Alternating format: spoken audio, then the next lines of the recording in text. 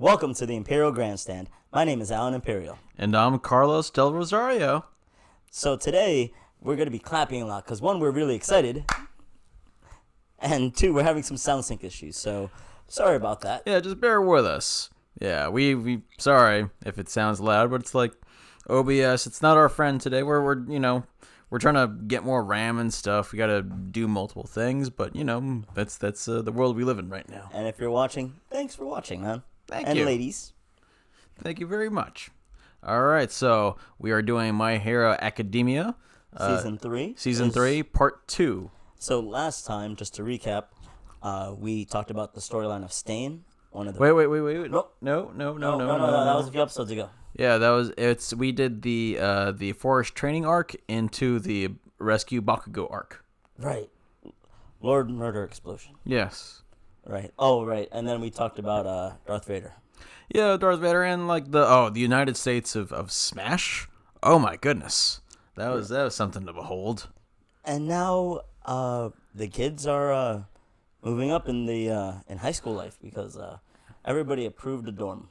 Yeah. What I failed to mention last time was in the previous episode. Aizawa and All Might, they were going around to all the students in 1As, and they're like, okay, we need to protect our kids. And yeah, they were asking all the parents, can they continue to stay in school? Stay in school and be in a dorm. In a dorm where they'd be more protected. And Izuku's mom, says no. And like I understand where she's coming from. Yeah, her son just breaking limbs all the time. Yeah, no, it's brought her a lot of pain, but she's torn because it is her kid's dream. Yeah, and then she has All Might, the number one hero, obviously just bowing before her. Yes. And the lowest of lows, just pleading. Pleading. Saying, I will yes. do better. Because we'll he do knows better.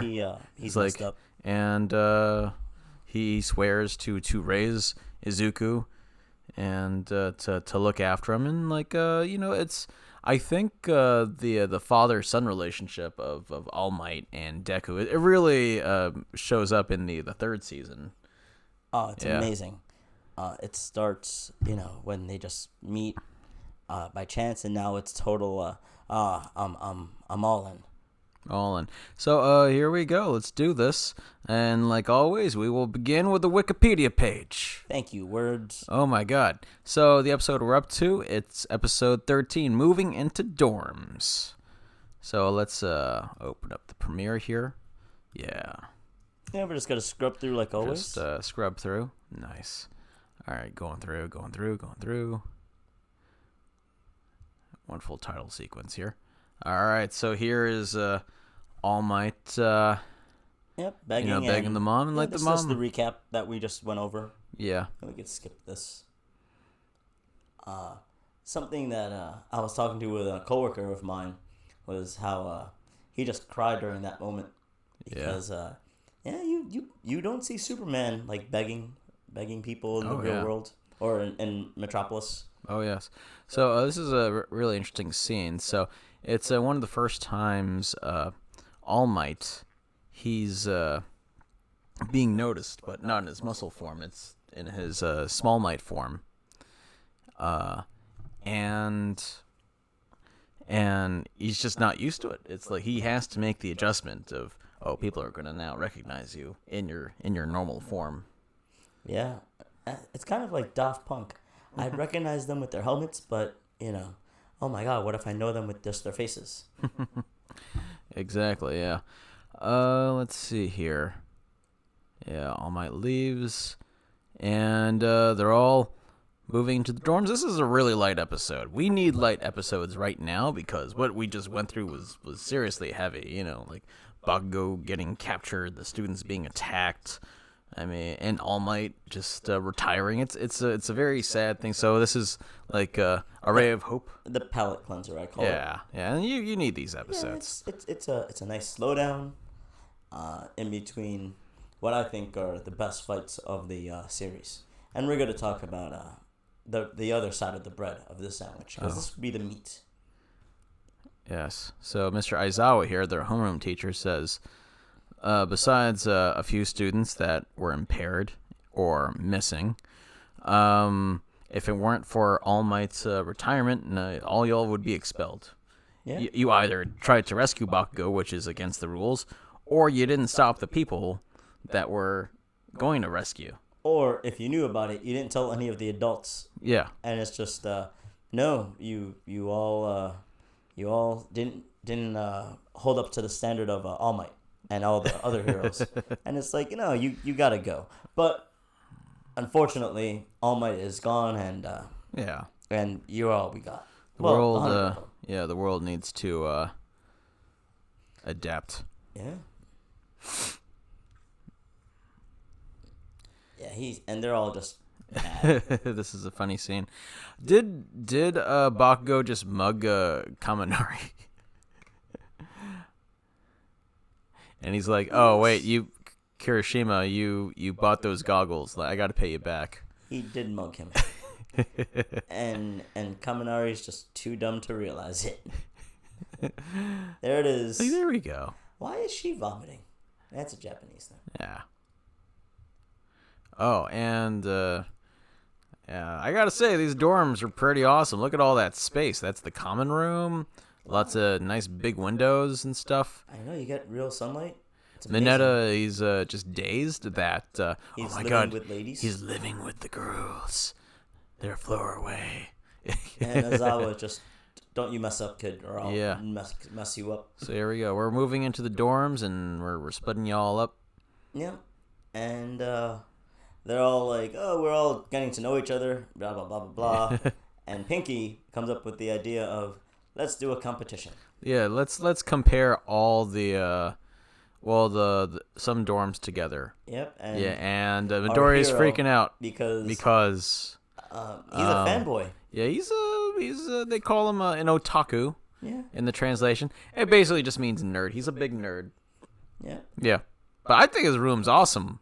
Look at that! Look at all that them All Mights. That curtain is very American. Red, white, and blue. With the stars and stripes. There are literally stars and stripes on the curtain. Yes. Look at all that.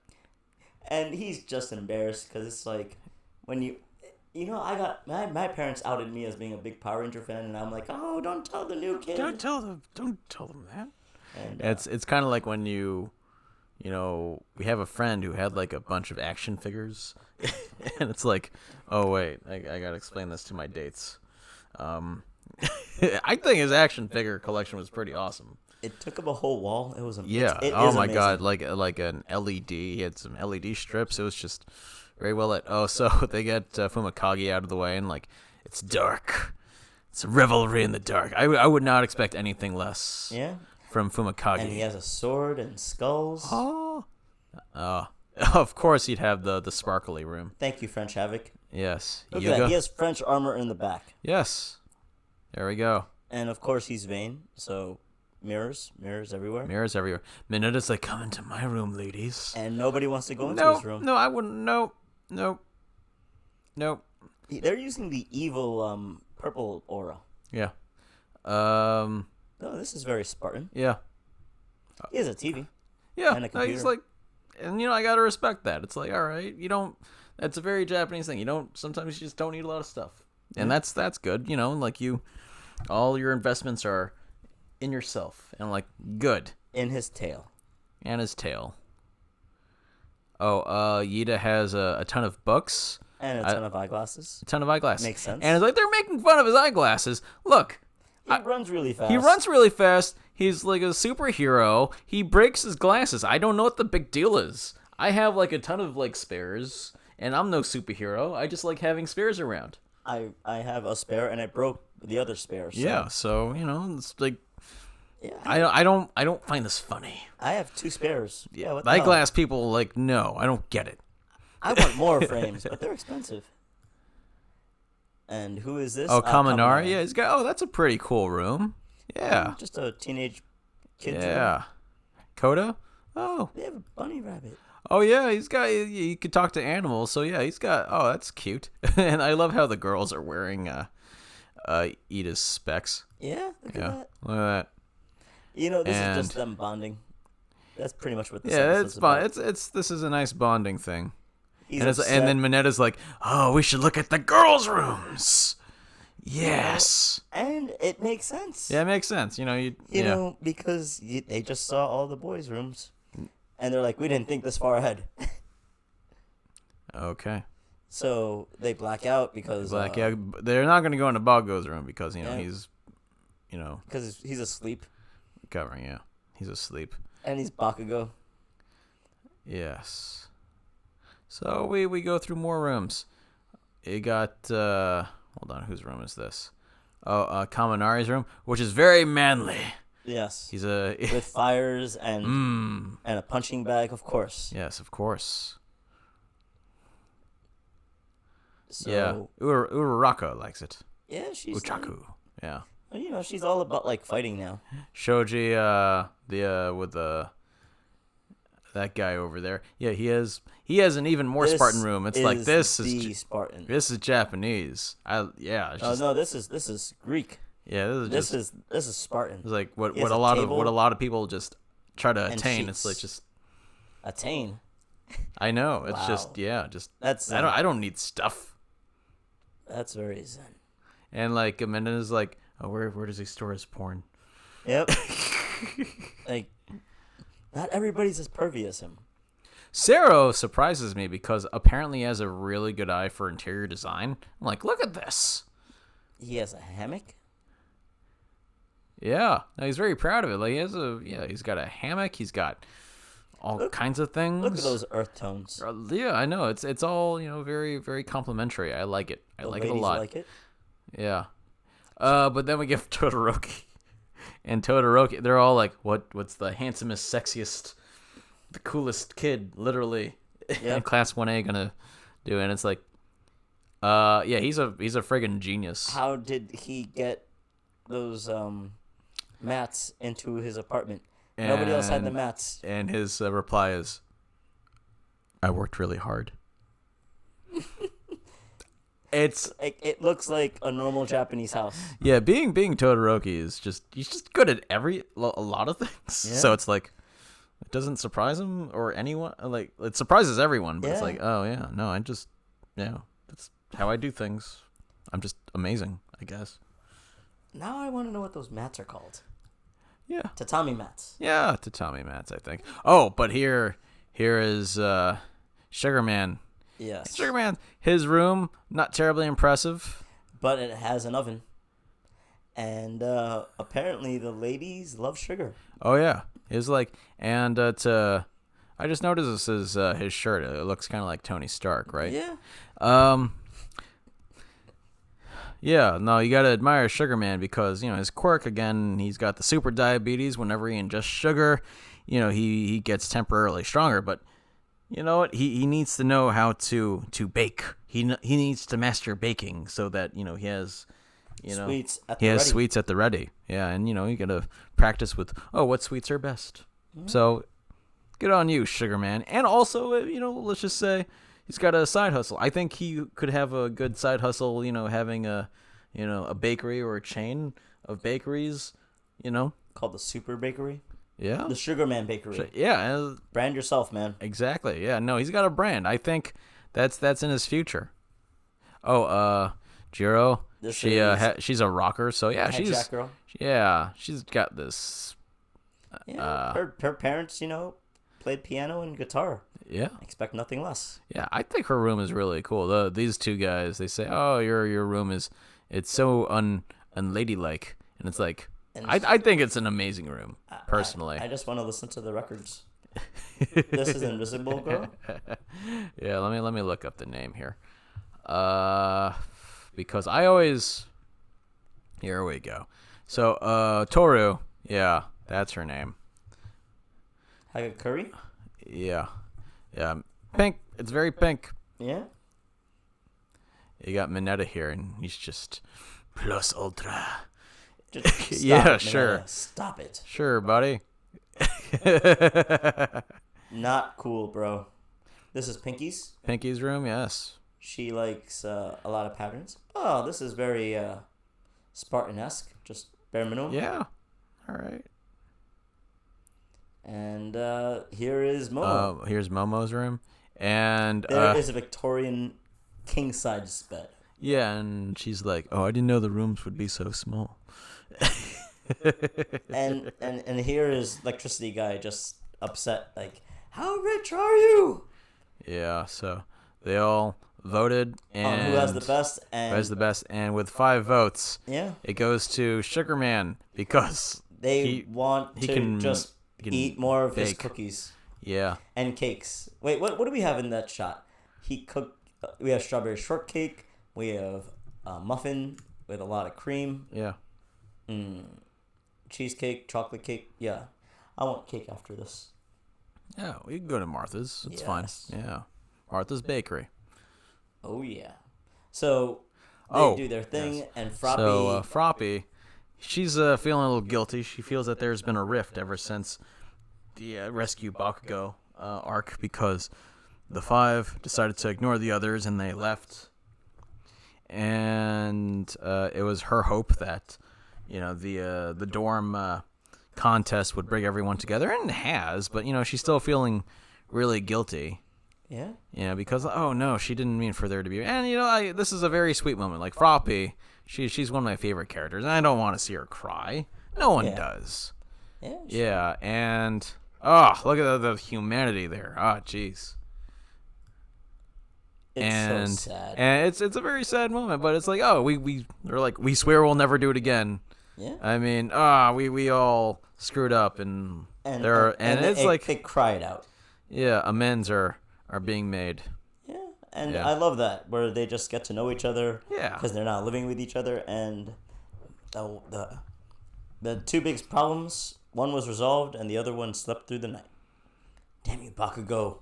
Okay. Talk to your friends. And we're clapping again. Prepare yourself. Yeah, just in case you missed it the first time, we're clapping because of SoundSync issues with OBS. Appreciate you guys. Okay, so all right, we are up to Episode 14. Yeah, let me just double check this. Create those ultimate moves. Yeah. So in this episode, too many words to read. Too many words. Basically, they're in class and they have some homework assignments, and they find out about a final. Well, or an exam they have to do. yeah. So Not final. since All Might is retired, these Dagobah these Beach?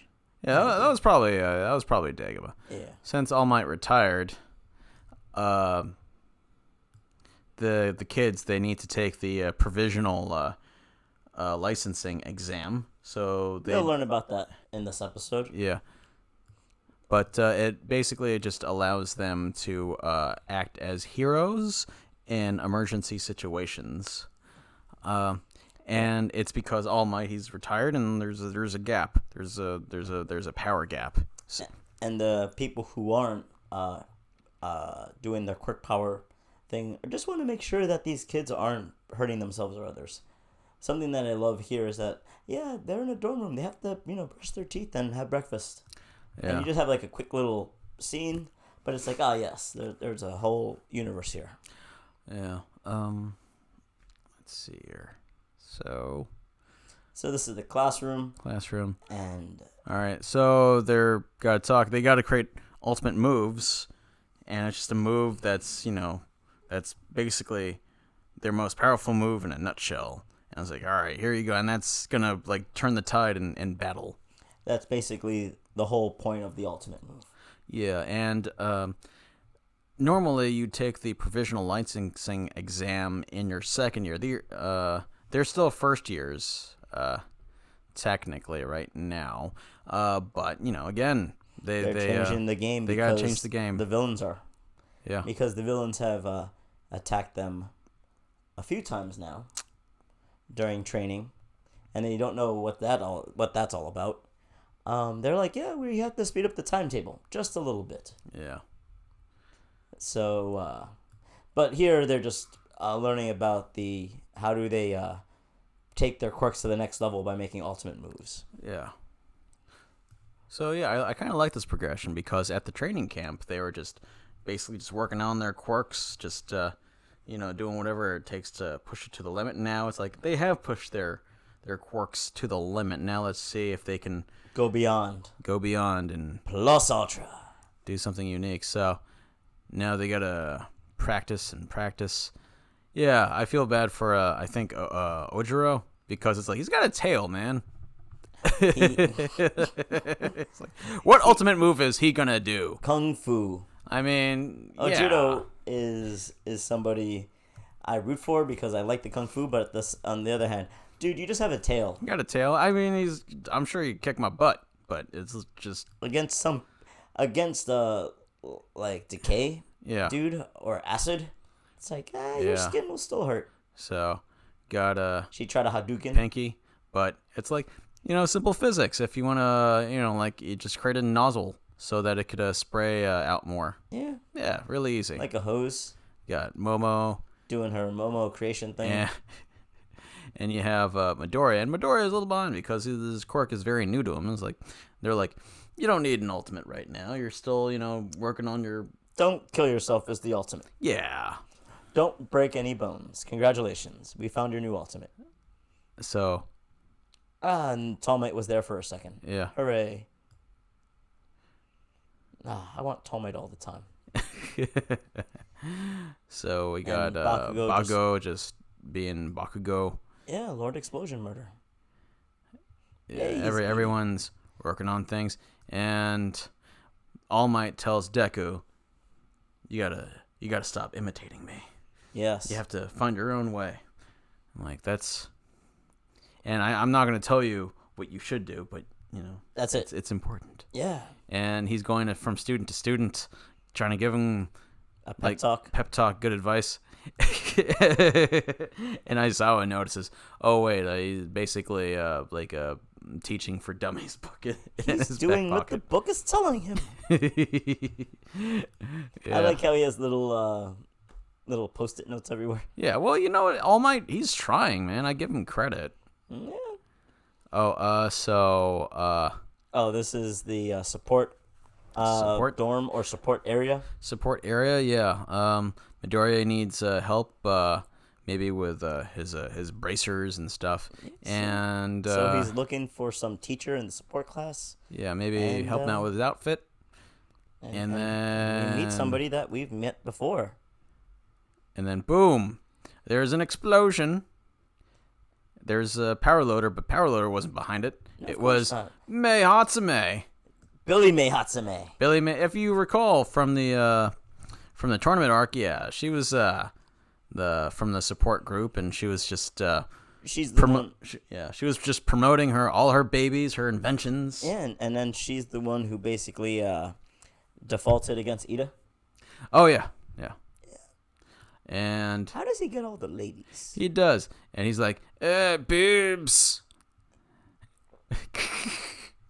Oh yeah. You'd think that's just a high school thing. No, that happens in life, and as you're an adult, it's just. I don't mean to touch your boobs, but they got touched, and there are many photos I'm in with ladies where I'm like, oh my god. Anyway. They realize that Billy May has to help them out, and help them all out because they all have things they need help with. And of course she goes overboard because that's what she does with her inventions. But she's got some great ideas, and she just keeps on making them. She's always excited, and I admire her passion. and she also has a great lack of boundaries. And she just had this Iron Man suit laying around, like, nope, and it just happens to fit. No, it's moving on its own. Yeah, and it hurts him because he can't control it. And he's like, and Ida's to power loader. I need something that helps me with my cooling system. I heard that. How about something for your arms? I was like, but my quirk is on my legs. Yeah, well, and then something occurs to. Yeah, you help you compensate the weakness to make it as good as your strength, yes. and Midoriya just gets a spark in his mind, just like this. Oh my god! It's like, wait a second. This entire time, I've just been using my fists? What if I used my legs? Hold on. We need some memes here. I apologize. We're gonna do the meme game. Thank you. So, did he forget he had legs up until this point? Apparently he did. Hold on. Really? In breaking news, local child discovers Deku discovered legs. Yes. Okay, this moment, like, I'm really glad Midoriya is learning things. At the same time, it's like, we know Midoriya. He analyzes a lot of things, especially himself, and it never occurred to him, oh wait, instead of punching, I can kick. Apparently that never crossed his mind. And I don't know why. It's like, dude, the answer is at your feet. And it's like you didn't like notice like Ida or Ojiro or several other people like kick, and it's like, oh wait, yeah, I can totally kick. I have legs. So this is him doing the exact opposite of All Might, because All Might smashes. All Might smashes, and it's very American, very, very John Wayne, where it's like, punch. Speaking of smash that like button. Yes. And leave a comment if you're watching, just to let me know. It makes me happy. And Mihatsume just blows them up after they talk about some ideas. Yeah, Todoroki is trying to come up with a ultimate attack. He's got some pretty cool attacks on his own, though. But he's trying to use his fire and ice at the same time. Yeah. Sero is doing stuff. You got Kirishima right there. Yep, Froppy doing frog stuff. Oh, you have, I think that was, Fumakage in the cave? Yeah, you know, he has to be dark. Sugar Man. Yeah, they're all working for 4 days. Yeah, so basically, that was a Monday, and this is Friday. Yeah. And, so this is basically a week. Or the end of the week. Yeah, and they got, you got a Abyssal black body. That's cool. Yeah. And then you got Bakugo, and Bakugo, I think he learned this from Pinky Ashido, that, you know what? Instead of just doing one big blast, I can send it out and do like an armor piercer shot. AP shot. AP shot. Yeah. A piece of debris, or debris as they call it. Debris. Gets loose. But then Midoriya comes in. He smashes, but with his legs. You can smash with legs? Oh my god. And Bob was like, oh my god, he found out he has legs. He found out he has legs, and he's surpassing me yet again. Damn it, again. So he's got like armored cleats and stuff, and the boots do something special, and his arm guards, they protect his arms from smashing, and it's like, yeah, he's got stuff. And I think there's something. Is there something at the end of the episode? Yeah, let me see. We got some space. No, I think that's it. Yeah. Oh, they just talk about how they actually have to do the provisional exam now. Yeah, they gotta do the provisional exam now. So, all right, next episode up, and we are clamping. Yeah, gotta get that Full Metal Alchemist in. All right.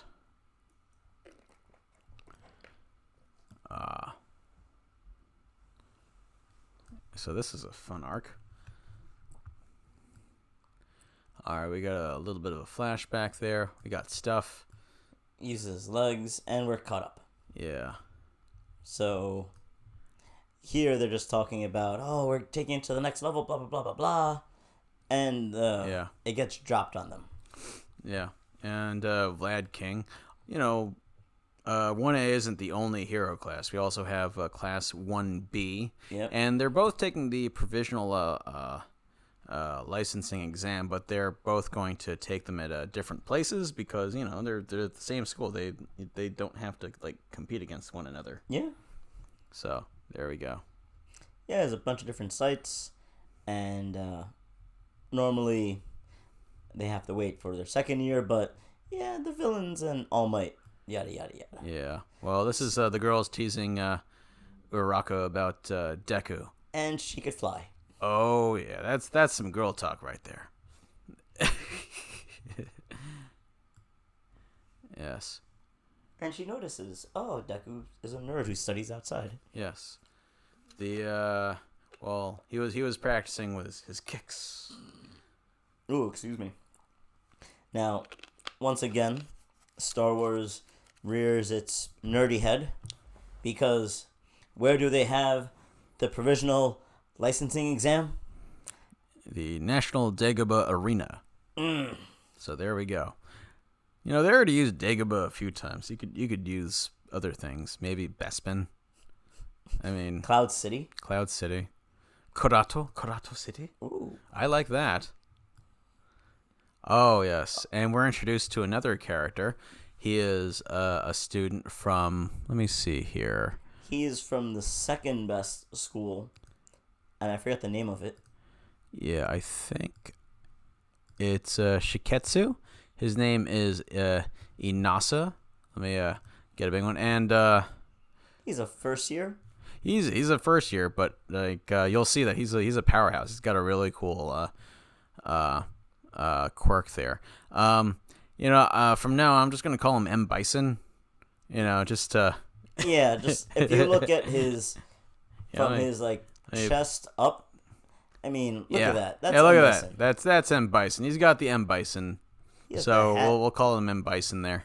But he's from Shiketsu, and a very interesting group of students. Now, what I like about this arc is, you know, in other arcs, you know, like we're opening up the world slowly but surely. It especially opened up during the tournament arc because we get to see the other classes in UA.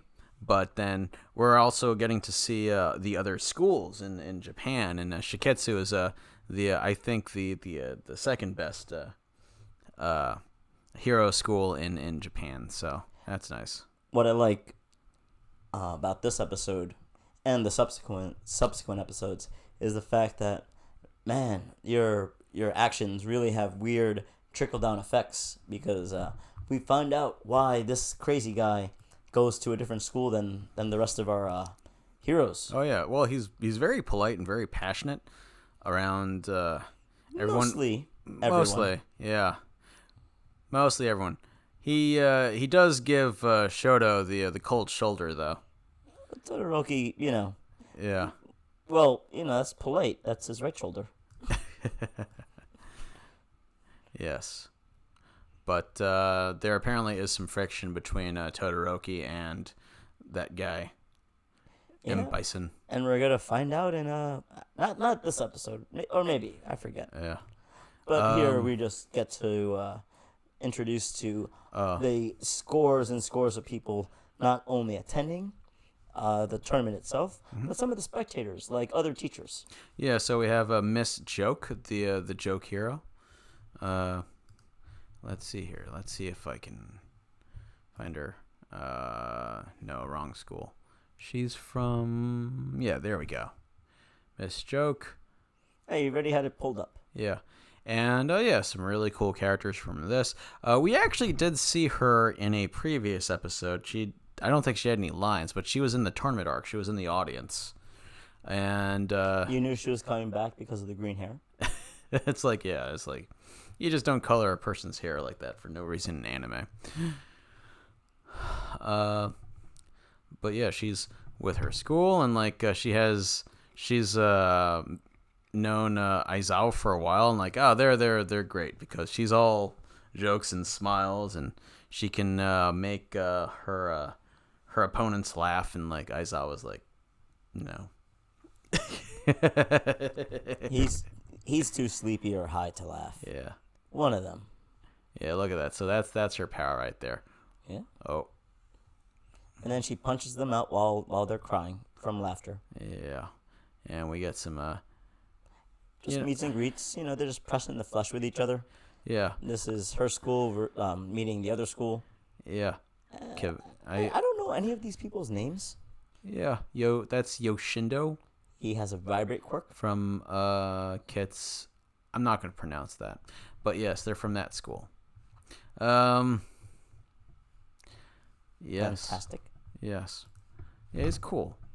And you know what? Like, I like that these other students, they're actually very polite to UA. Yeah, it's like they're in competition, but it's like no reason to be rude.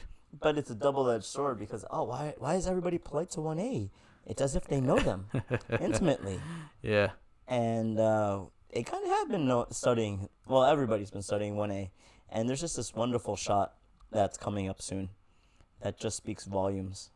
So I love the announcer, the administrator of, because he just seems so apathetic and sleepy. But it's like, all right. Why doesn't he sleep? I think that's part of his quirk. Yeah. I just think that's him. He's always exhausted. So, but when something's very, very, like, interesting, it's like, he'll just wake the crap up. Right. Oh, so normally, the way that the old tournament worked was, you had a bunch of people and, round robin, and you get several hundred people. Yeah, I think it was like a 50-50 of actually getting with this one, because there's a higher standard for heroes. And there's so many more applicants. To pass the first test, they will only allow the first 100 people. There are currently up to, I would say, a little over 1,500, maybe 1,540. Yeah, I think that's the exact amount, maybe. But yeah, it's less than 10%. So they got to do it. So the way that it works is everybody has 3 targets on their body, and they have 3 balls. They have 6 balls. Right. They have 6 balls. Yeah, they have double the targets. And basically, you don't want to have all 3 of your targets hit because you'll be out. And you'll be out of the game. Yeah. And you'll be knocked out of the tournament. Yes. And your goal as to pass the first test is to knock 2 people out. So that's why you have 6 balls. So you can do that. So there we go. Yeah, and I just love that it's just you're in this room and okay. Yeah, you're not going anyplace. We're already here.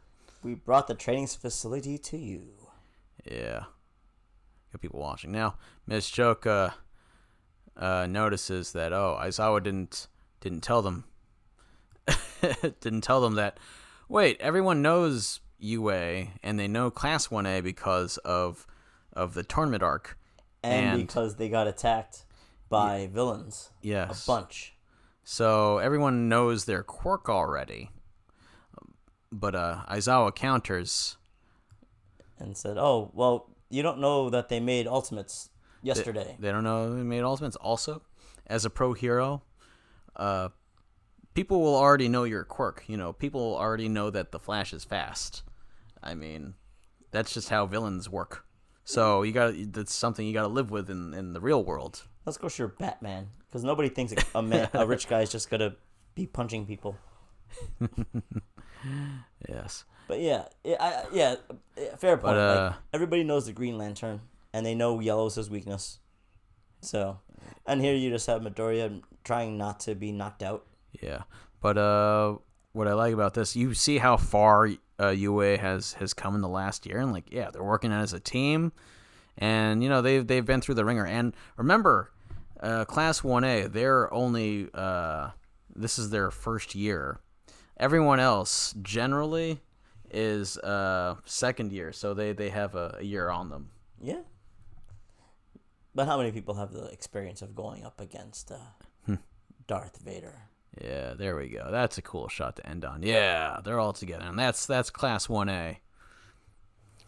Wow, that's a cool shot. I might screen grab that for later. Yeah.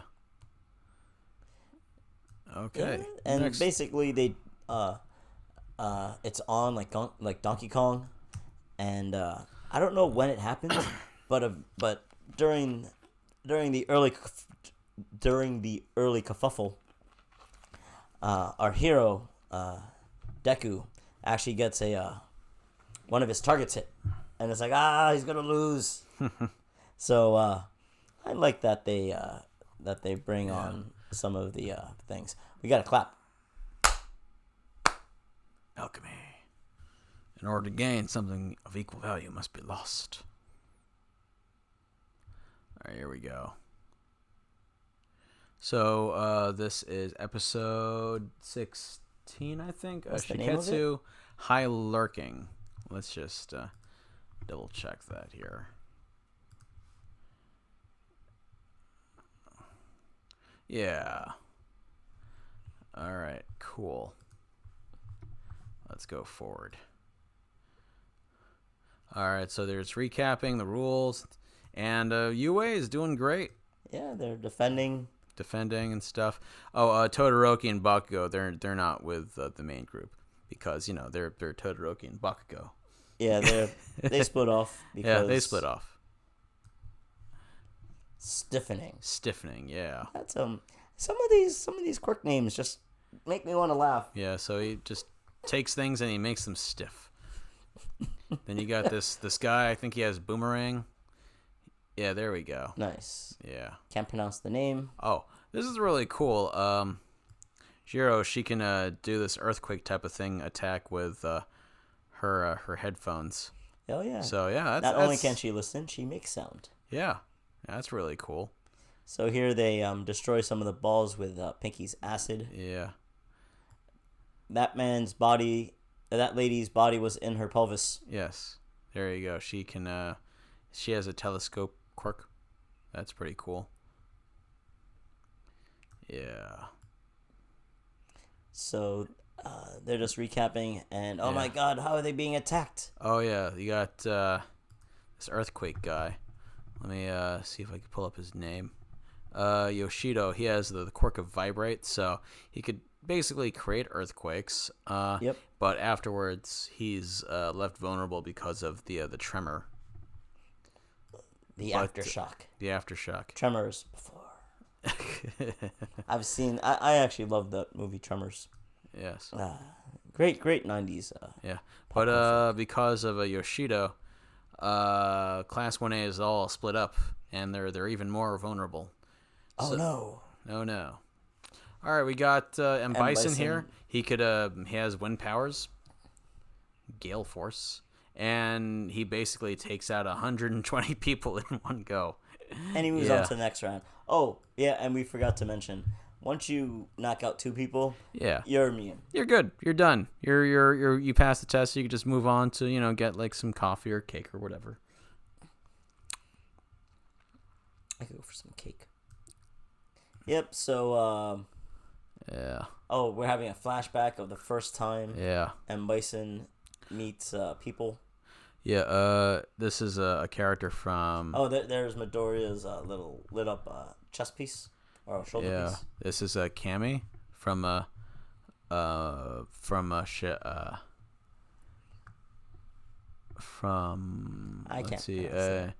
Shiketsu. Yes, and she seems to have a little bit of a crush on Midoriya.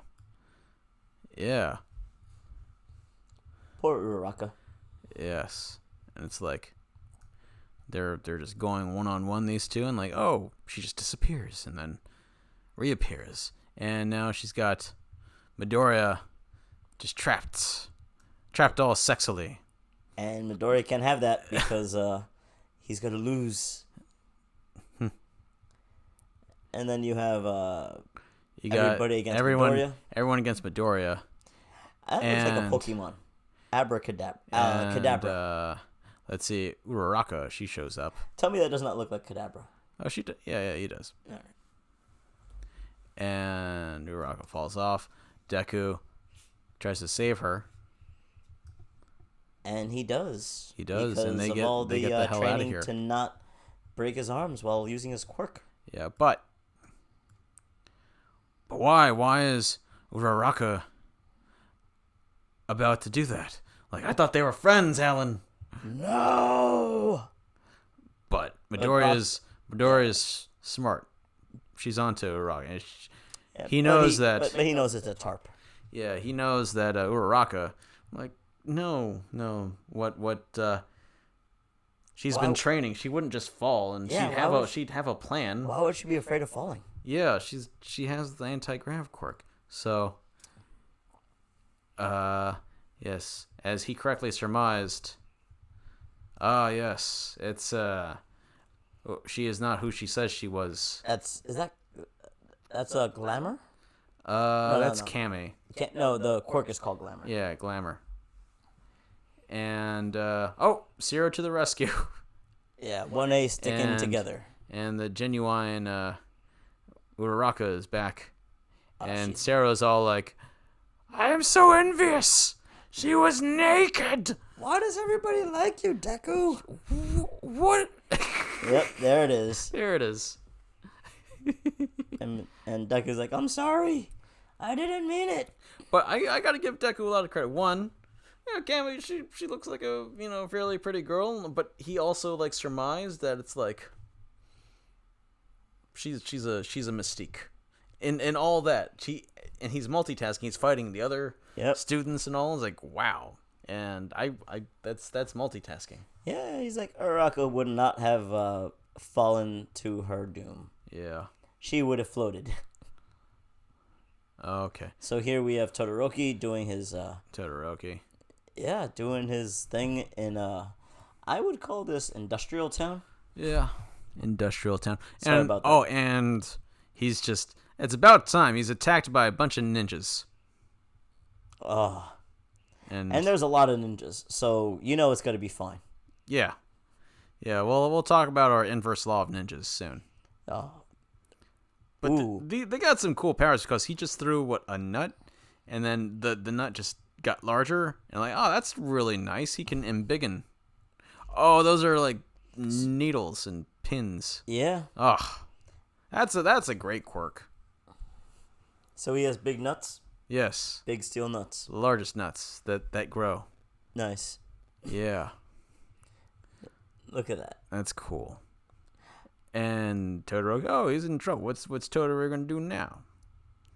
I love how they're just dedicating episodes to fights. It's like, thank you. Yeah. This is the thank you part of the season. We're like, oh, yes, now we're just going to fight. So far, none of our Class 1A heroes have made it through to the next event. No. They no one's passed just yet.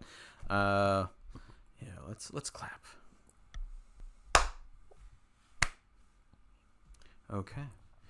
But again, sorry about that. So we are now having the ninjas attack Todoroki.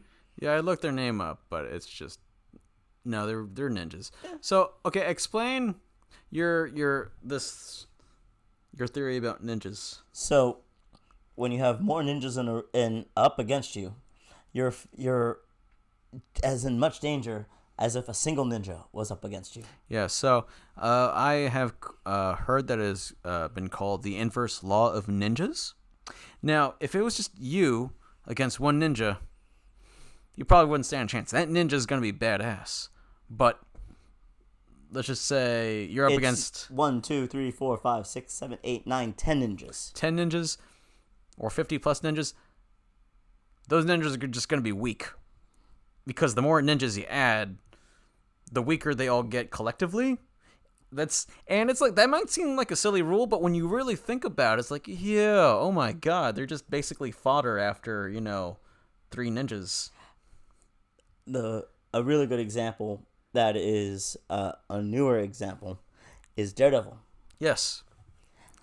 You have that one shot where he's just trying to get into the building, and look at all those goons and ninjas that he's just destroying. Yes. Whatever. He makes it through. Yeah. And then he gets up against the boss ninja. It's just him and that one ninja. One ninja. And he almost dies. Yeah. Like, I don't want to ruin things, but like in the first season, he fights one ninja for one episode. It takes the entire episode. Nobu. He is hard to kill. He's on fire. He's still... Literally, Nobu was on fire, but he's still fighting his best. Boss ninja. Yeah, he's a boss ninja. But then, second season, he's up against like 50 ninjas. It's like, oh, these guys ain't nothing. Yeah, so that is our little take on this, which is why we know Todoroki here is fine. Yeah. Yeah, I think if things are to change with ninjas, we need to really hold ninjas to a higher standard.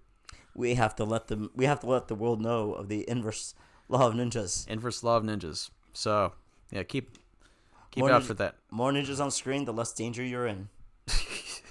Or you're in as much danger as there would be if there was only a single ninja on screen. Yes. So, he's doing his fight. Again, he's incorporating his left and his right side. Left and right because side, yeah. he just made some ice. Made some ice. He and then created he evaporated it into steam. created some a fog. So, that's if they were real ninjas, they'd know how to operate in fog. And then he just ices that down, creates like a steam thing. He has a decoy, and just does some awesome stuff, and explodes them all, traps them, and now he's like, "Oh, I'm ready for y'all." Yeah, and first to go through is Todoroki and our heroes. Because there was never a doubt that he'd pass at least the first test. Yeah, because it's him. And it's like, nope, I'm good. And the one thing is, now everybody knows that people are making it through. Yep. And this is the anteroom, where all our heroes are. Oh, and why does M. Bison keep on looking at him like that? Yeah, why does... Hold on, let's go back a bit. Like... Yeah, it's like there's something uneasy between Todoroki and M. Bison here. What's going on? Yeah, we'll find out. Yeah. So here we have Class 1A just doing their you got Shoji, Sue, Momo, Jiro, and it's like, all right, we need to get to higher ground, maybe, find our classmates here. But they are being ambushed by another group. Yes, this Sailor Moon type troop here. Yes. Yes. I forgot their names. Yeah, hold on. I think they are... You have it pulled up already. Seiyai Academy. Yes. All right. So who are the known individuals? Yes. Oh, they don't have pictures. Yes, Psycho and Telly. She's their main... She's the lady with the eyeglasses? Yeah, she has the monocle. Monocle. She wears a monocle. So, you see, she's right in the center. She's the leader of their group. We'll talk about her quirk later. But it's like, yes. I wish my vision was good enough to have a monocle. But no, I need eyeglasses. So they are being attacked from across the building. Across the building. They can't escape through the windows because they basically have a sniper out there. Jiro, she's impaired because they played some loud music. That's some weakness for you. But I respect how much they plan. Now they're making the room cold. Yeah, Sue's down because she's amphibian. Yeah, she's a reptile. And or cold-blooded. She's going to hibernation right now. Yeah. And it's like, Momo, I have a lot of respect for because, she makes a blanket. She makes a blanket. And like, she could create a heater or something. And it's like, no. They want me to use my quirk. And I shouldn't overdo it. So right now, a blanket. I'm just surprised she's making clothes. It might ruin the economy. Yeah, so they sealed their opponents are sealing up the room, making sure they can't get out. And they're just trying to make them waste energy and Momo, she's under pressure and she's trying intellectually she's met her match. So here is the leader of this group. She has this very special power where her IQ increases whenever she has tea, and it depends on the type of tea. Okay. But she's already pretty smart. She has an IQ of 150, and she's just... It goes up from there. Really good at plotting and planning. Yeah. So she's behind this ambush here. And Momo, the chess player that she is, all right, they want me to do this, so I'm not going to do that. Yeah. And she's inspired by Midoriya. What would Midoriya do? He wouldn't give up. Is he like their Jesus? You know what? That's not going to say it, but... What would Midoriya do? It's what would Midoriya do? So they got to think outside the box this time. Yeah. Why does that keep on happening? You're not seeing it from our end, but something's happening. Yeah. Okay, here we go. All right, so we got that. And they ended up what Momo, because I say they, what Momo ended up making are two things. One, soundproof headphones. Yes. And two, a big ass amp. Yes. So Jiro could plug into that, and it's producing such a high frequency that it's taken out this group of girls. The leader, she abducts Momo. Because she saw this coming. And it's like, and Momo just does this really cool thing with handcuffs, like Yeah. I'm not trapped in here with you. You're trapped in here with me. And they lose, and our heroes win. And what she didn't factor in was, she didn't think the rest of her team would actually go and save her. It's like, what? Why? Because they're a team. They're a team. They're a class. They're roommates. It's they obvious. They live in the same dorm. Yeah. Oh, yes. I mean, crap. Here is Bakugo and Kirishima and Kaminari. Of course he's with them. Here's a new guy from Shiketsu. This is such a messed up quirk. He's got a mess up. So Kaminari's there. He's hit with something. We don't know what it is. And then he's like turned into like a meatball. It's so disgusting. I love this. And notice how there's just a ton of meatballs. Yeah. Or meat wads, if you will. Meat wad. Around. So I was like, we need to come up with a plan. We need to do a Marvel Ultimate Alliance thing. We're losing, and we gotta do things. And Midoriya is planning. He does that. Yeah, he knows that time is of the essence. Yeah. What's this guy's name? Hold on. Let me bring it up. I'm pretty sure I have it saved in here. So you have Sheiji. Yeah, his quirk is Meatball. We weren't kidding when we said meat wad. We'll discuss it. He turns them into meatballs. Yep, that is correct. That's all you need to know. Yeah, pretty. And you just do that. It's a pretty disgusting quirk, to be honest, but it looks good. I mean, it's effective. Ugh.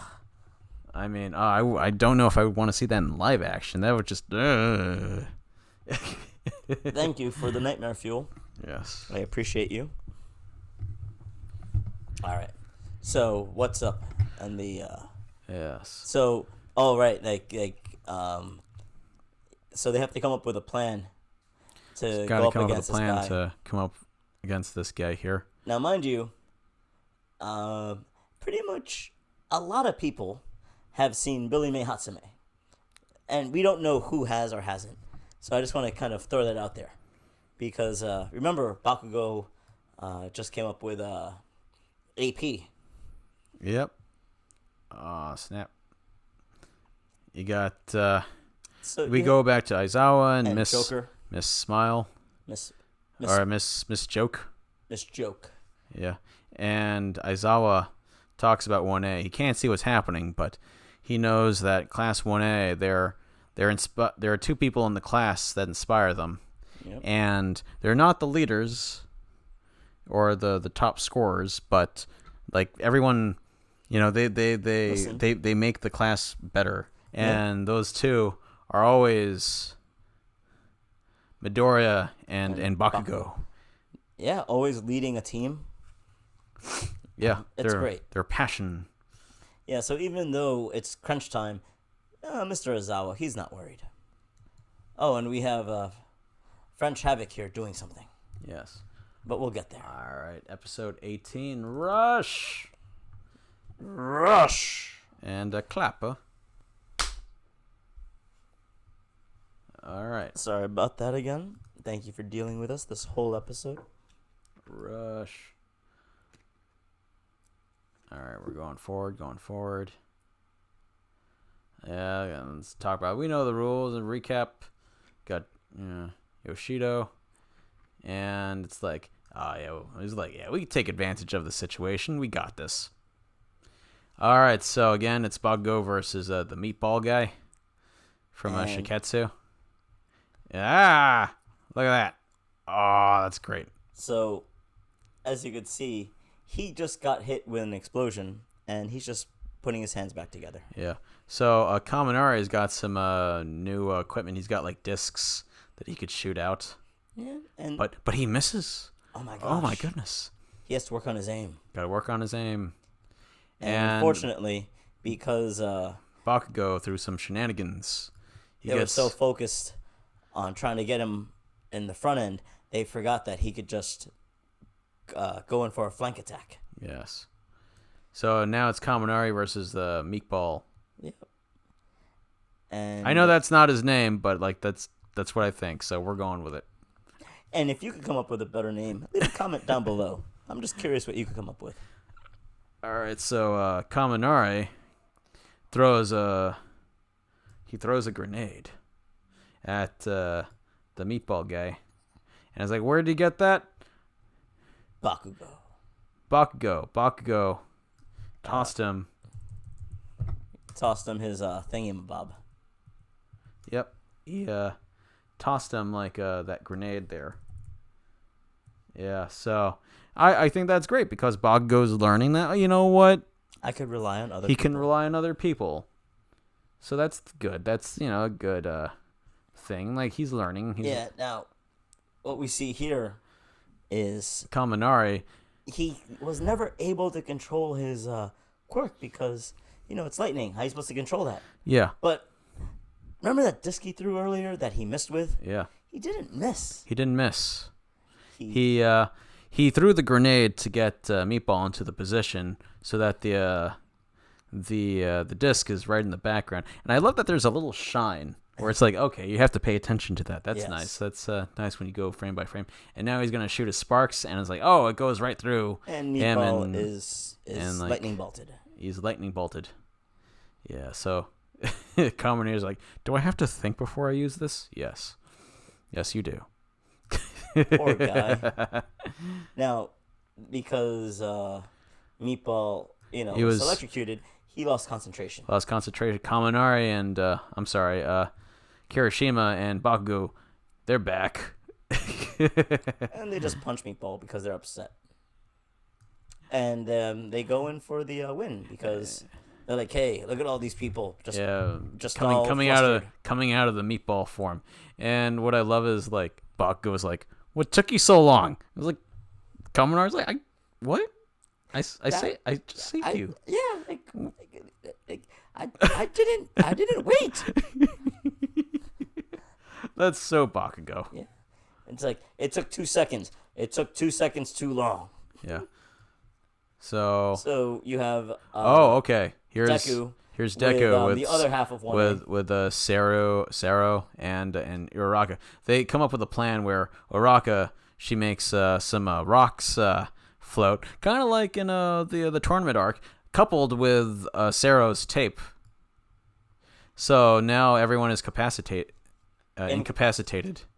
Yep.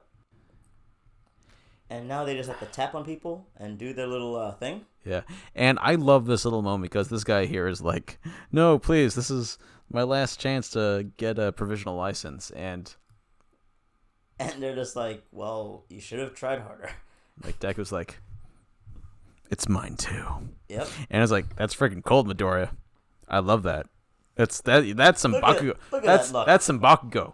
Wow. I mean, no mercy. And what I love is the Midoriya from, if you went back 1 year, like, he wouldn't do that. There would be some hesitation, like, oh my god, am I crushing this guy's, hopes and dreams? Should I really be doing this? Maybe I should go for someone else. And it's this Deku doesn't care. It's like, nope, he's got to do this right now. Oh, it's great. So it's like, I like that he's transitioning to someone who's altruistic to a fault, to someone who's like good-natured, but at the same time, it's like, oh, he's gonna, like, to get ahead, and he's gonna have to like harm you, harm some people. Some people in some way. He will harm you, Alan. Oh my god. He totally would. Plus Ultra. So Deku, Sero and Uraraka, they pass. Yep. You got some others. They're floating around because remember, Yoshido. They got separated, and oh man, you got Yuga here, and he's just cowering in the corner. How flamboyant are those sunglasses? Yes, he just can't stop twinkling, but No, it's he just. And you would expect Ida to actually calm down, have slowly roll. Yeah. Nope. Well, you'd think he would have passed by now because his whole thing is speed. So he could have, put the ball. But it's like, no, I got to make sure that my class passes. And he's the class representative. He's the representative. It's just, he will be, the first one up, but the last one out. That's something to respect. So yeah, they decide to team up. Yeah. They're just so happy. They're happy. That's nice. And Bach goes like, of course you passed Deku with that power that you have. Gosh darn it. It's like, and is he my friend? And then Bach goes like, all right, well, it's not really your power. I'm like, Deku's like, well, what the crap? What? Yeah. Wow, making him question his whole self-worth. Are those dumplings? Yeah. Ooh. I want some pork buns. Well, after the thing. Yeah, well, we have to get cake first, and then the pork buns. We'll figure it out, man. We got stuff. We got options. So they're being attacked on all sides, and 1A is all.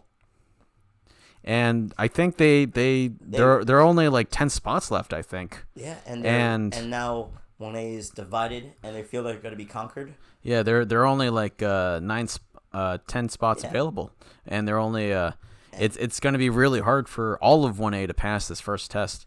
And here we have Havoc just doing some internal anime monologue. Yeah, thinking how is he going to overcome all this? Yeah, and I love this moment because before it's like, oh, he's just, comic relief. He's just a silly guy who's overconfident. And, like, in a way, it's because he feels left out, so he overcompensates. Yes. And it's like, he knows he's not going to pass his test, but he could get everybody to help. Well, what? Get everybody together. Actually, no, that wasn't what he wanted just yet. He just wanted to create a distraction so Yida could pass. Only Yida.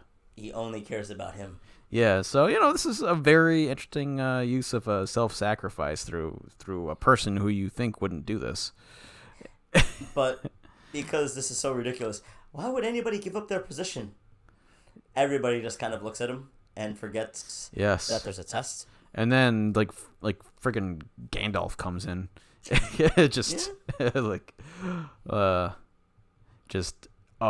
they all say.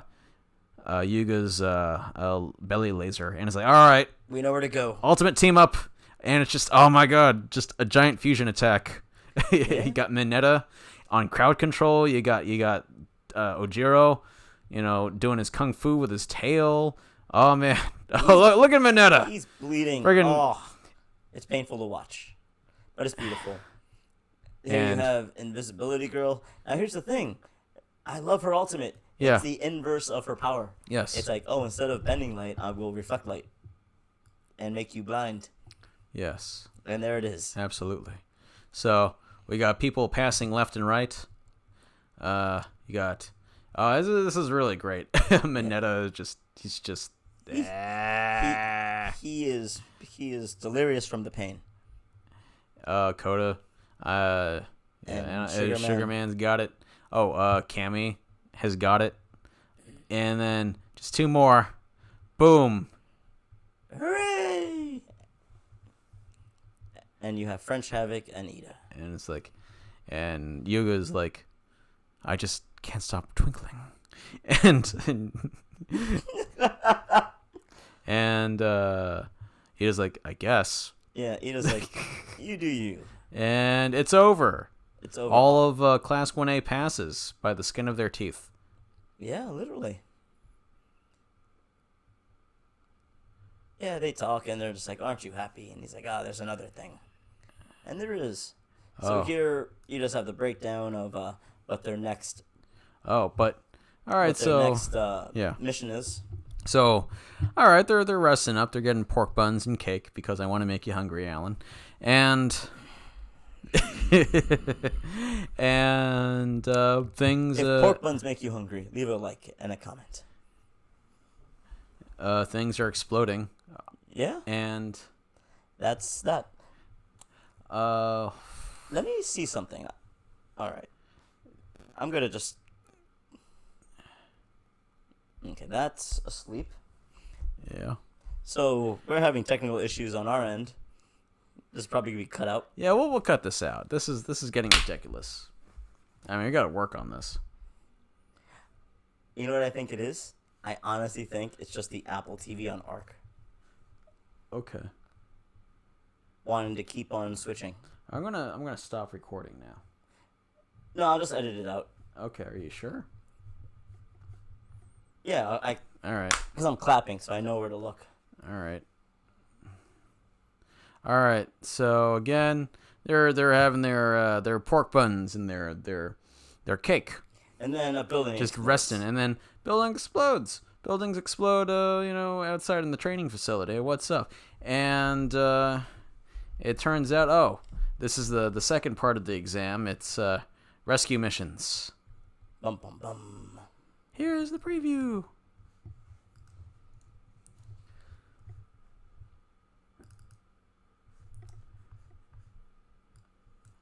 All right, I'm gonna be clapping. Okay. There we go. Yeah, rescue exercises.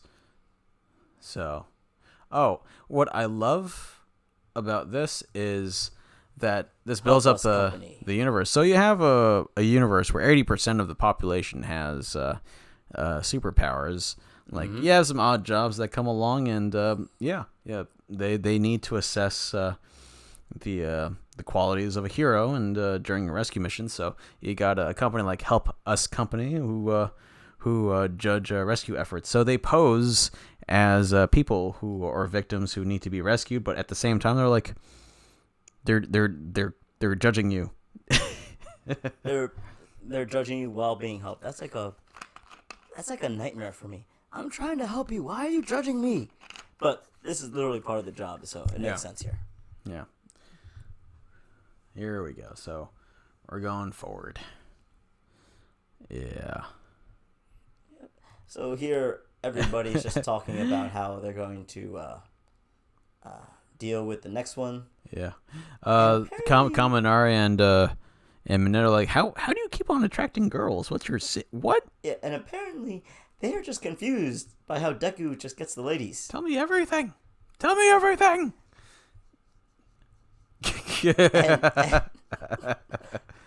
And poor Grape Juice, he's just confused. I don't understand. That man just has a lot of hair. Yes. So again, some friction between Todoroki and Bison here. And I think they brought up Todoroki's dad, who, again, Todoroki and his father, Endeavor. They're not on the best of terms, and we went through whole episodes of talking about their relationship. But basically, Endeavor was an abusive dad, and Todoroki resents the crap out of him. And you got some teenage stuff. Here we go. Here are the rescue missions. Their pork buns are being interrupted by the test. Yes. All right. So So Deku's like, they have to help their first victim. so Deku, without even thinking, says he sees this kid. He's like, "Oh no, this is bad." And the kid's all like, "Why would you say that? Don't say that when you're rescuing someone." Why is that? That's a first impression. Yeah. What are you doing? Don't know. Think of All Might. And it's like, you need to, reassure people when you're rescuing people. And Deku feels kind of ashamed because, like, his whole thing is, I want to save people with a smile. Where's that smile, Deku? Yeah. I know, he's forgotten. When it hit the fan, he's just like, "Oh my god, this is bad." I kind of dig this guy's query, like Cousin Ed over here. He can control his hair, Wow. like Medusa All right. from the Marvel universe. Yeah, I think this guy's the earthquake quirk guy, Yoshido. His quirk might do more harm than good. Vibrate. That's why he's just holding a flag. Yeah, just hold a flag, buddy. It's all right. Yeah. And it's like, Deku's like... Deku's just mad at himself. Yes. And he gets partial credit. It's like, let me start over. Can't start over. Like, I'm going to save you, son. Yeah. And now everybody else now understands that everything they do is being judged. Yes. And there's a baby flying. And there's Mbison being yelled at by a baby. No, actually. Oh wait, no, he's not being yelled at by a baby. He's like the guy in the baby outfit. He's like, this should be dangerous, but I could tell he's using his quirk with a great amount of subtlety. Yeah. And there are like different winds that he's using, and I'm very impressed. Passing score. Look at that passion. He caught the baby. Caught the baby. Oh, yeah. Here we have Meatball, one of the losers. Meatball, yeah. Yeah, they talk about Stain a bit and how he has, he was a villain, but he actually had a pretty good ideology. He's becoming as popular as All Might. Yeah. Oh, here's a funny thing where you have this lady that's this person that's trapped. Yeah. And is like, oh no, don't go Russian. No, it's not safe. It's like he's unstable. It's unstable. We gotta. You really think about this. Brace it, and we got things. We're doing things. You got Sugar Man and Sero, and Raku is gonna do some stuff. And like, okay, good, all working together. You need your head when you're doing these rescue exercises. Yeah, and they're splitting up, and like they're really using their minds. And again, 1A, there are only first years. Everyone else is freshmen. Basically a second year. And with rescue exercises, that takes experience, and you can't teach experience. That's their little green around the gills there. Yeah, they only had that one rescue mission. Yeah, that they almost got expelled for. Deku's have people here like, my arm is broken, and Baku's like, walk. Yeah, and it's like, wow, stop standing around. You gave me clear direction while I was in shock. Yeah, thank you. And at the same time, it's like, okay, he assessed that our injuries were minor, but at the same time, he could have been nicer, like 5 points off. Screw you! 1,000,000 points because you're really scaring me. And here's Njimia, just running because that's what he does. Running, yeah. People around, they're saving. They're loading people into a safe zone. But then go back. Yeah. Yeah, no, go back. Yeah. Yeah, Njimia. That's what we were talking about. Ingenium? Ingenium. I don't know if he takes that name right now. He has the suit. He has a suit. Oh, yeah, okay. But he went through some things. He did go through some things. Yeah, and it's like, is he worthy of being called Ingenium? Yeah, so Ida. Yeah, Ida's running through. And, got to put people into the safe zone. There we go. But we got some shenanigans going on. Some shadowy people. Yes. Oh no, explosions. What's going on? I thought this was a search and rescue, Carlos. Oh. What? Oh. It seems they're being ambushed by the pro hero Gang Orca. Bum, bum, bum. So, the testers are throwing a monkey wrench into things because can they rescue people and at the same time save people at the same time? I don't know. We'll find out. And fight a villain. Oh my god. Gang Orca and his goons. Yeah, Gang Orca's pretty cool, man. Look at that. Ooh.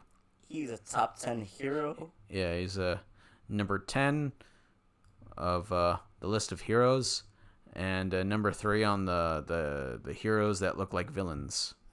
He's a scary dude. Oh. We're just gonna skip this episode. Which episode is this? This is the Save the World with Love. It was basically like an advertisement for the My Hero Academia movie, so it's kind of a flashback episode that takes place after the second season. Yeah, there's a hold on. Like it's through. Keep going. So they're in some type of special class. Or yeah, because most of them are on summer vacation, and then okay, yeah, that's right. And it's like, oh, here's a jewel heist, and like you're like got to use your detective skills. What went down? Yeah, and yeah, that's right. Yes. Yeah, and they had a movie. And we'll be talking about the movie in a few episodes. Yeah. Yeah, I was like, oh, okay, let's go to Island to, and like do a Die Hard thing. Yeah. So we're skipping this one. We'll talk about this one more when the movie happens. Yeah, all right, but back to just ruin my train of thought. I'm sorry. It's like I want to know more about Gang Orca. The number 3 most looking villain who's a hero. Let's do this. All right. Here we go. All right. Businessmen doing business stuff. Bum bum bum. And Endeavor doing Endeavor things. There's Gang Orca. Okay. So you got all the rescue things, and people are being attacked. You got Yoshido, and he does some great crowd control with his earthquake quirk. But finally, he can use it. But Gang Orca, he has this sonic power that he can use to immobilize people. Yeah, and he's basically knocked out. Yeah. So here, basically, you have Midoriya calling the shots, and it's like, we can't save Gang Orca and attack. We can't save the people and attack Gang Orca at the same time. Yeah, we have to split up. So basically, we got M. Bison here with his wind power and Todoroki, and they're heavy hitters. They're two of the best from their mutual schools. But the problem is they don't like each other. They don't like each other, and their powers seem to get in the way of each other. Yeah, we've been hinting at this for a while, so finally we get to talk about it. Yeah. So the first day of getting into UA, you have to take a class. Well, we'll go into flashbacks. Oh yeah, all right, right. Yeah, we'll go into flashbacks. I totally forgot they did yeah. Yeah, this is anime. Of course they have a flashback. They'll have a flashback for everything. They do. I just forgot it was coming up in this episode. I thought it was in the next one. But basically, they were canceling each other out. Yeah. Hot air. The fire makes the hot air rise, so it's like, oh wow, this is not good. And the villains have like these cement guns which immobilize, and we have a young M. Bison, and he was very passionate. He always wanted to be a hero, and then he got to meet the number 2 hero, Endeavor. But Endeavor was just being a jerk. Look at it. Oh, he wants to get an autograph. No, get out of my way. He just knocks that. And it just really caused a bad impression in this young boy. And then he eventually applies to a UA, and he's through recommendations, and he meets up with Shoto Todoroki, but he's like, nah, he's too reminiscent of his dad, the cold look. Gives him the same dead eyes. Yeah. So much so that he actually joins a different school. Yeah. Because he was supposed to go to UA. Or he could have went to UA. Yeah. But so here, they're still trying to their powers work against each other. Yeah, their powers work with each other. And getting in the way, and then the accident is about to happen. The fire that Todoroki was pushed by the wind, and it's about to hit Yoshido.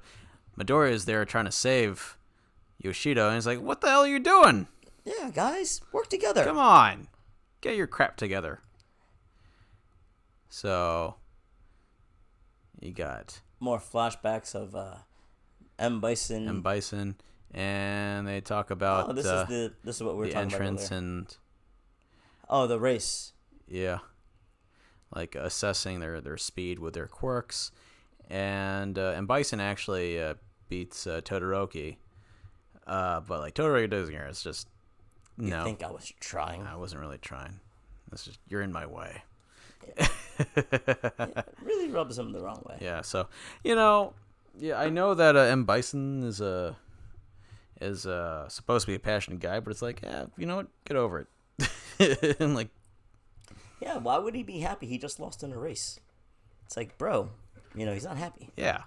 I mean, you're just gonna meet jerks in your lifetime just because one person reminds you of an even bigger jerk. I mean, that's not a reason not to go to a school. Yeah, jerks, they just exist. Jerks are there. They happen. Yeah. And maybe you just met him on a bad day. I don't know. Right? So here they both realize that their own internal struggles is actually making the most important test in their lives pretty much not a good showing. Yeah, and it's bringing up feelings in Todoroki because he's like, oh, I thought I moved on from, my resentment of my father. I thought I didn't care, but this guy, he keeps on bringing it up, and it's getting in my way. This guy just keeps on getting in my way. Yeah. So Gang Orca takes the advantage. He paralyzes M. Bison with M. Bison. With the Orca Sonic Wave. Yeah. Sonic Boom. And then he paralyzes Todoroki. Yep. Yes. Now they both can't really move, and the thing that we haven't really touched upon is that Gang Orca has an army. Yeah. Well, we talk about the army. They got the cement guns. Oh yeah, the cement guns. Yeah. And now it's their time to shine, the army. Yeah. And Todoroki realizes. Todoroki's like, I've been all wrong-headed about this, so he can still use his fire. That's pretty cool. And now instead of fighting each other, they're making they make like a vortex of fire, which is really awesome. Yeah. Look at that. That's really cool. And the boss is in trouble, but Todoroki uses his ice at the same time. That's really nice to protect. Yeah, so they don't get cemented.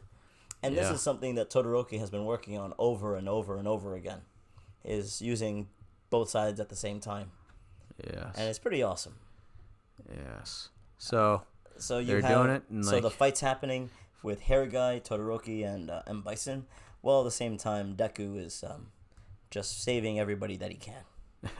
I love that Gang Orca just carries some water around him, like, in case they come up with this stuff, I gotta keep moisturized. Moisturize me. And you don't really see it now, but like amazing fire effects. Yeah, we would show the video, but Boom. YouTube would block us. Yeah. Oh my god. Yeah, I think the guy that did the fire effects for this actually went off to do another good show, Fire Force, which I hear is a very good show. Like, I've seen some clips. It looks very nice. Great fire animation. Yeah. So, clearly it wasn't enough to beat Gang Orca. But so Midoriya comes in, gives him a nice kick. Bam. Boom. Now, but then time's up. Yeah, mind you, Midoriya is only at like 5-8%. Yeah. But he still cracks the Greaves, and that's awesome. Yeah, look at that. Boom. And everybody is right there. And it's like, you're a powerful guy. And I just like they save the day. Now, we don't know who won. We just know that if your name's on the big board, you passed. And now it's time to see, can you read? And we cut to the next episode. I can't read that. That's not English. Okay, next episode, because drama. Yeah, it's a lost thing.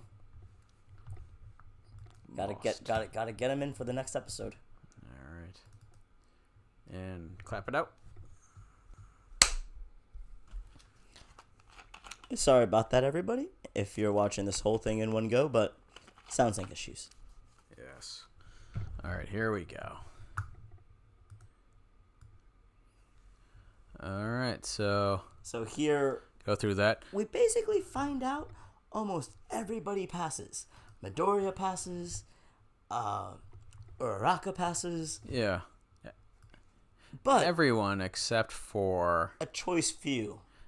So Bakugo does not pass the test. It's because he was mean to those people. Yeah, he's literally mean. Like, it's amazing. Inasa doesn't pass either, and neither does Todoroki. But that, and that's because they were too concerned with their own themselves and not the fight with Gang Orca. Yeah. Again, did they win the battle? Yes. But were they up to the standard that they're being held to? And I love that. Yeah, with these two, I would say it's just more of a bad luck of the draw. If either one were at another, training facility or something, it's like they wouldn't have gotten each other's way. This was just a bad draw. But I think it's important for them because they're both going to grow from this. It's nice. And look at Inasa, just the lowest bow you could think of. He's very excitable. And Totoro and just what looking at that bow, and what his forehead into the ground. Yeah, they both apologize, and they're both very humble. It's a very nice moment. But Inasa's like, "Oh, I still hate you." I'm like, "Okay." Yeah. And Mineta's making fun of Todoroki. He's like, the hierarchy is crumbling. Yeah, he thinks he's gonna rise up the ladder, and it's like, kid, this is a speed bump. Yeah, and they get feedback of what they did wrong and like how they can improve. And everybody's happy. Like, you find out that Midoriya, he doesn't get 100, and that's because he stood around too much. Yeah, I think he gets like a 70 something. Yeah, he gets a solid score in the 70s. It's a C. Yeah, what they mentioned though, that the people that failed the second test, they have a choice of either redoing the test next year or taking a 3-month course. And I think Bakugo, Todoroki, and Inasa from the other school, they're gonna take classes. Summer school. Yeah. Well, this is summer. Well, they're taking more summer school because they don't want to fall behind with the rest of their class. Yeah. Yeah, but they got some, what I think is amazing, they have abilities that are worthy of a pro hero, They just got to work it out. They got to work it out. They got to work out their internal crap. Now, the whole reason why it was so important for everybody here who passed to get their provisional license is so now they could be sidekicks. They could be sidekicks, yeah. Because they don't need a hero, a professional hero with them all the time. They could actually act on their own, only in emergency situations. They can't make their, direct living off of being a pro hero, I feel. Right. Yeah, and they can't just open supermarkets and stuff. This was different than what we had before because the work study program was more along the lines of, these are different aspects of being a hero, where being a sidekick is here's the thing. I think we're confusing things because that was actually the internship arc. The work study arc is next year, but they won't be sidekicks. Oh right. Yes. Yeah, it's a level below. Yeah, I know. Yeah, they have all these. Yeah, it's like normal Japanese society. It's very hierarchical. There's a structure to things.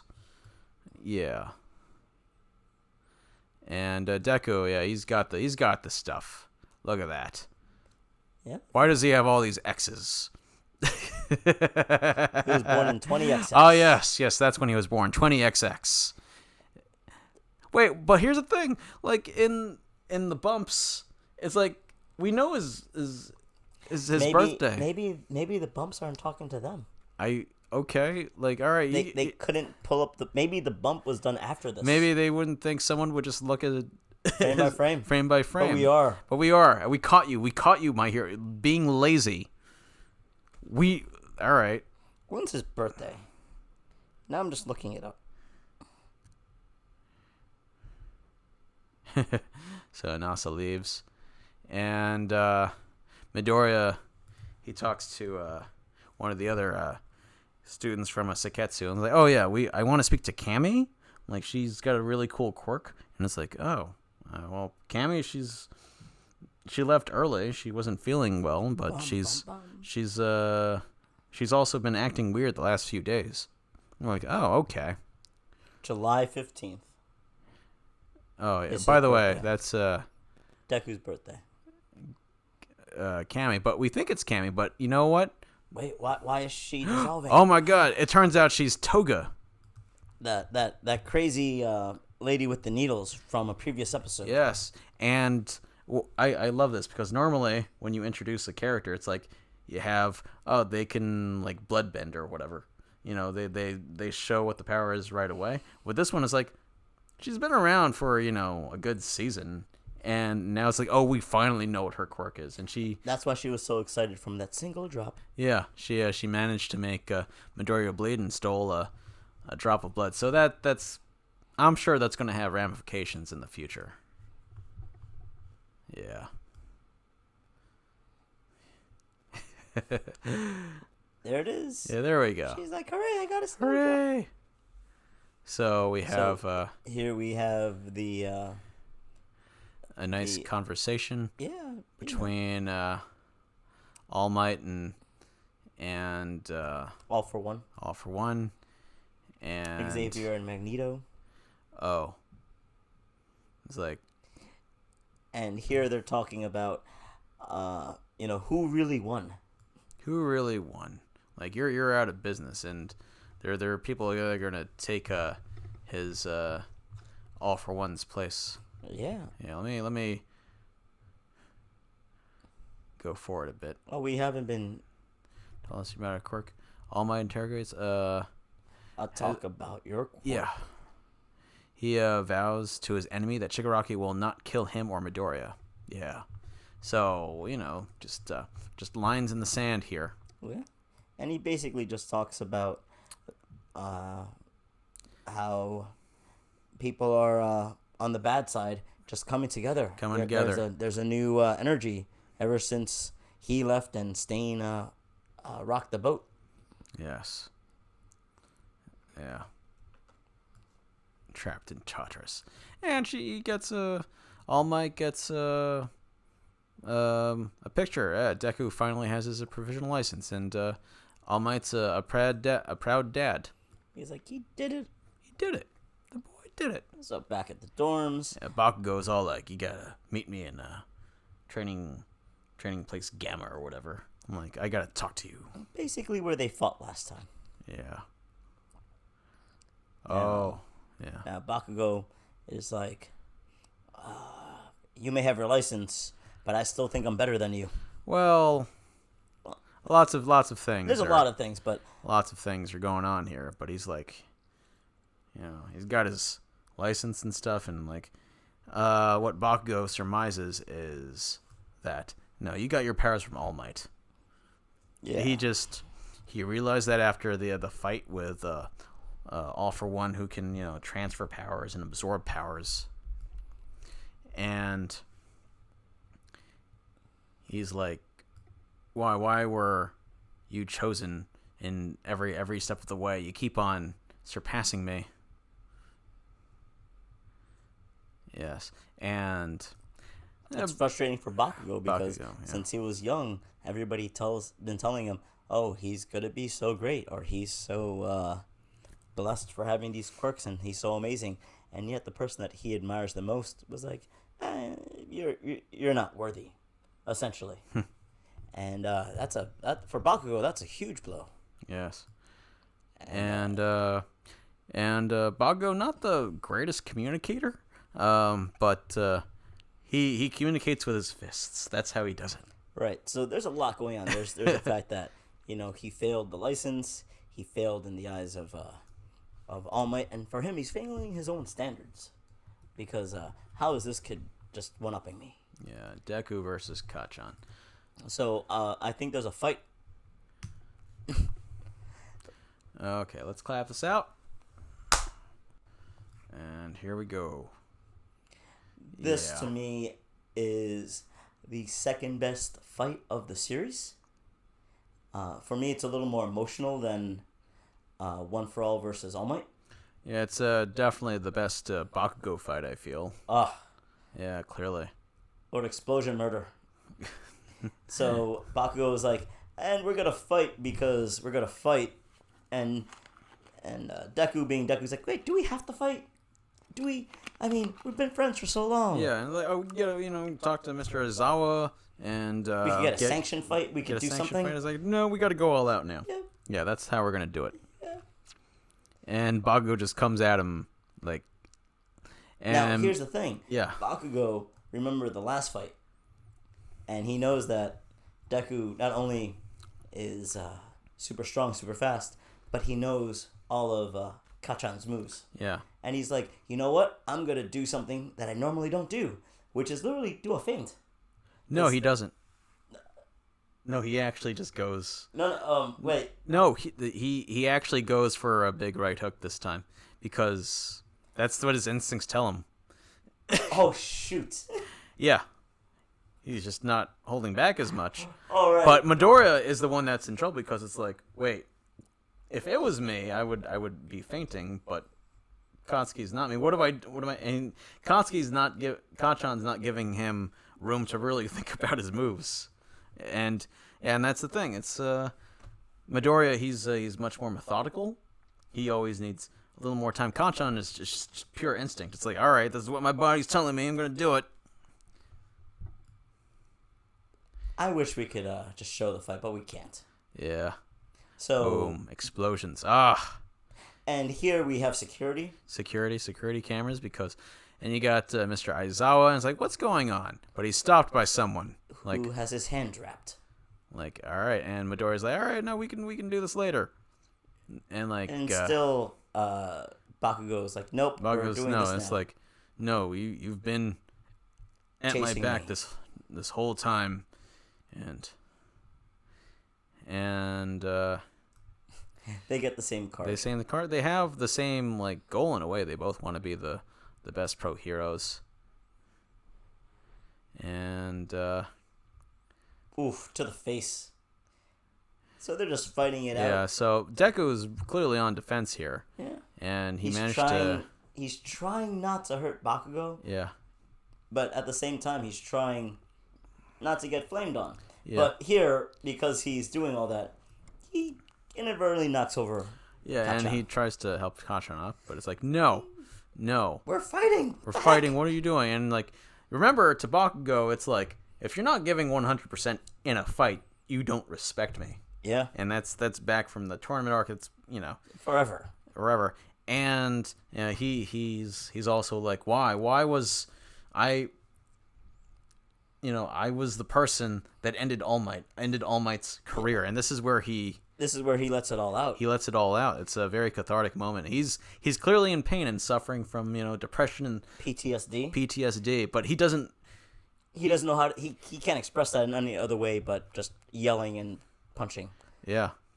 And so in a way, it's Midoriya, by fighting him, is actually helping him, because that's how Bakugo communicates, and fighting Bakugo with 100%, that's the way to respect him. And here he just kicks him in the face. Yeah. So now they're communicating. Yeah, so what I love here is that once Deku knows, like, oh wait, you're fighting me because this is how you talk, he's like, oh okay, I have to fight you now. Yeah. And now Bakugo's like, oh finally, he gets a taste of action. Look great. at that. Like, it's like Midoriya's like, no. And now it's much more equal. Like, Bakugo, oh my god, just a pinwheel of flame. And Bakugo's just not giving him, time to recover. But it's some good stuff, man. Bam. Midoriya's in the air, recovers. And what I love, and this was mentioned by a YouTuber that I really admire, Mother's Basement. He mentions that this is around the point where they don't see each other as they were as kids. They see each other for what they are right now. And that's been their problem the whole time. Yeah. Is that Midoriya's been seeing Kachan as this little kid that could be friends. Yes. And Bakugo's been seeing Midoriya as this weakling. Yes. And they need to, get past that. And, Midoriya swore that he would make his power his own and defeat, Kachan. And here he goes, trying to hit him. But because Kachan's the better fighter, better at reacting, he was able to barely defend himself. Born on 420. Boom. Oh, Kachan's pleased, and they're just gonna go at it. It's great. Oh my god, some fancy footwork. And Explosions. Midoriya is preventing himself from using his fists because He doesn't want to hurt himself. he doesn't want to hurt himself. But what he doesn't know is that he's actually been getting stronger. So he's going a little above normal right now. Yeah, he's going from like 5% throughout his entire body to 8%, and his Midoriya's problem is that with his new style, which is great, but The shoot. it's that he's constantly kicking. Kicking is effective, but maybe at a distance, it's slower than using your fists. Right, up close. Which, because Bakugo just has explosion hands, it's easy for him. But here we go. But Midoriya's like, okay, maybe just this once I'll use my fist.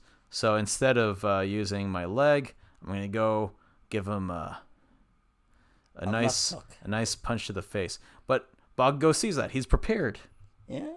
Yeah. And he takes it to the face, like because He But he rolls with it. He rolls with the punch. and this is a great moment, and I wish we could play it off, but we can't. And you think that Bakugo is going to get knocked out, but no. Like I'd lose to you. He does some judo stuff right here. Bam. Oh, I didn't know they went negative there. And they uses, have negative frames. Boom. So and he uses his hand to make a rocket to the earth. yeah, and Bakugo wins this battle. Yeah, and he's super satisfied knowing that in this moment they didn't hold back and he won. Yeah, he won fair and square. That's pretty cool. What I like is in that last moment is like there is kind of like a character switch where Midoriya like goes with his instincts and it's like I'm gonna punch you because that's what my instincts are telling me. Bakugo's like I'm gonna really think about this. Yeah, I'm gonna plan a few steps ahead so that he could do that. Awesome. Yeah, and that's more of a Midoriya thing. So it's like they learn from each other. That's nice. Yeah. And here we kind of find out that Small Might was the guy who interrupted Mr. Ozawa. Yeah, because it could have been no one else. and it's just. And here's the thing, Small Might could have stopped it whenever he wanted to, but because he heard the whole thing, and he's like, "Oh crap! They have to fight or else they won't grow. Bakugo won't deal with this, and they won't have people to push themselves because All Might's doing like a lot of things right now with this one fight. Mm-hmm. One, he's like, "Oh crap! Bakugo's really upset, and I have to let him talk about it." Yeah. And it's like, all right, you know what? He's been neglecting Bakugo. Bakugo puts up these walls, and you think that he's strong, but he's not strong. He's just a kid after all. That's easy to forget. It's like, oh, why is he acting so stupid? Like, he's only like 14, 15, man. How great were you when you were that age? I'm like, no, I wasn't. Right?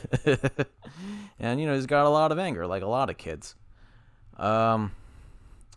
And he tells Bakugo his secret that he passed down to Midoriya, and that Midoriya, showed a lot of heart, and he felt that Midoriya was wanted to give Midoriya a chance at being a hero.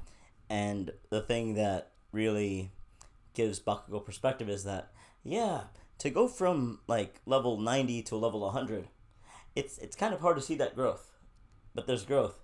But to go from level 0 to level 50, that's easy to see. And he's kind of telling him, you've been awesome your whole life. Deku, not so much. Yeah. And because of that, you actually have to make each other better because iron sharpens iron.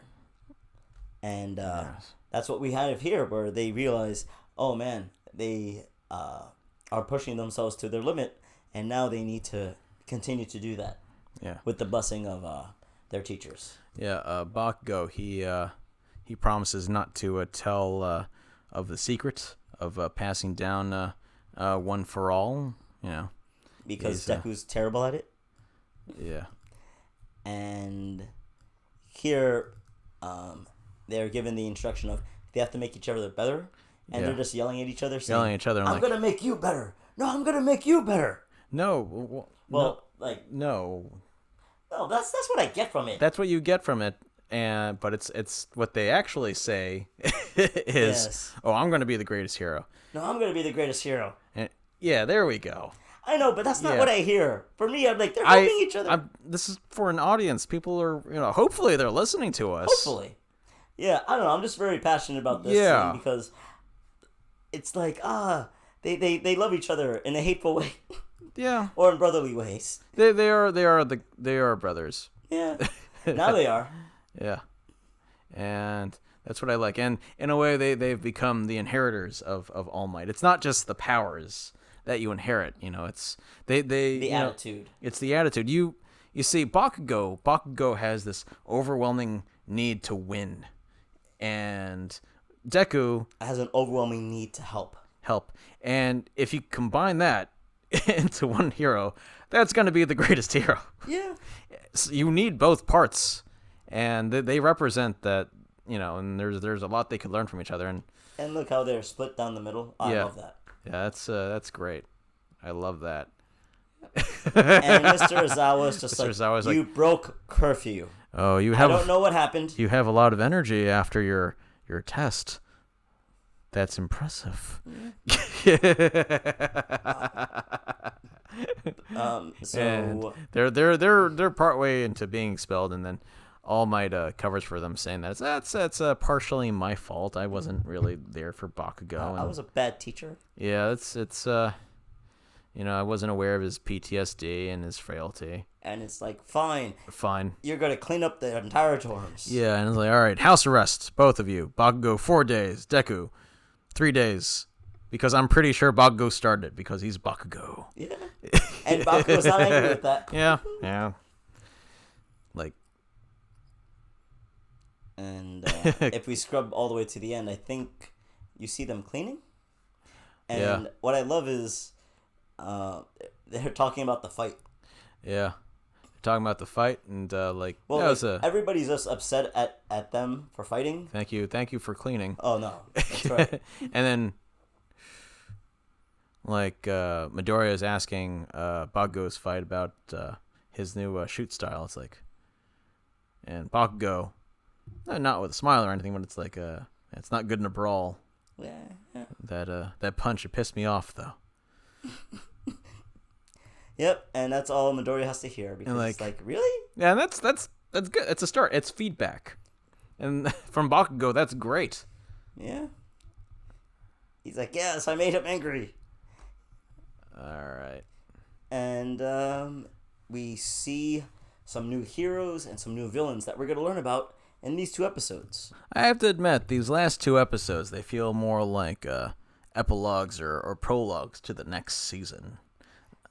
I just feel like we finished our season, but we ordered 25 episodes. So you're gonna get more. We wrote 23.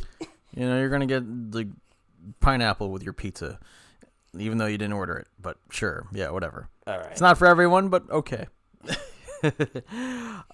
Salty sweet, it's fine. Yeah, because honestly, I would have been pleased as punch if you just ended right there with the Midoriya Bakugo fight. And it's like, wow, that was a fantastic end to the season. Now you're just, making more runway for season 4. So, yeah, not complaining. I always like more episodes. But this is a weird place to end the season. Right. Yeah. I think they're doing it more because there was a bunch of characters in the manga. They're like, we can't fit them in the show. I think that's why they did it. Yeah. Because here, you just have this guy smoking. You're like, wait, who is this guy? Yeah, this was an odd one the first time I saw it, but it's like, you see this guy, you see society, you see things through his point of view, and this is a fortnight after the retirement of All Might, and that's 2 weeks. I thought it was a video game. It is.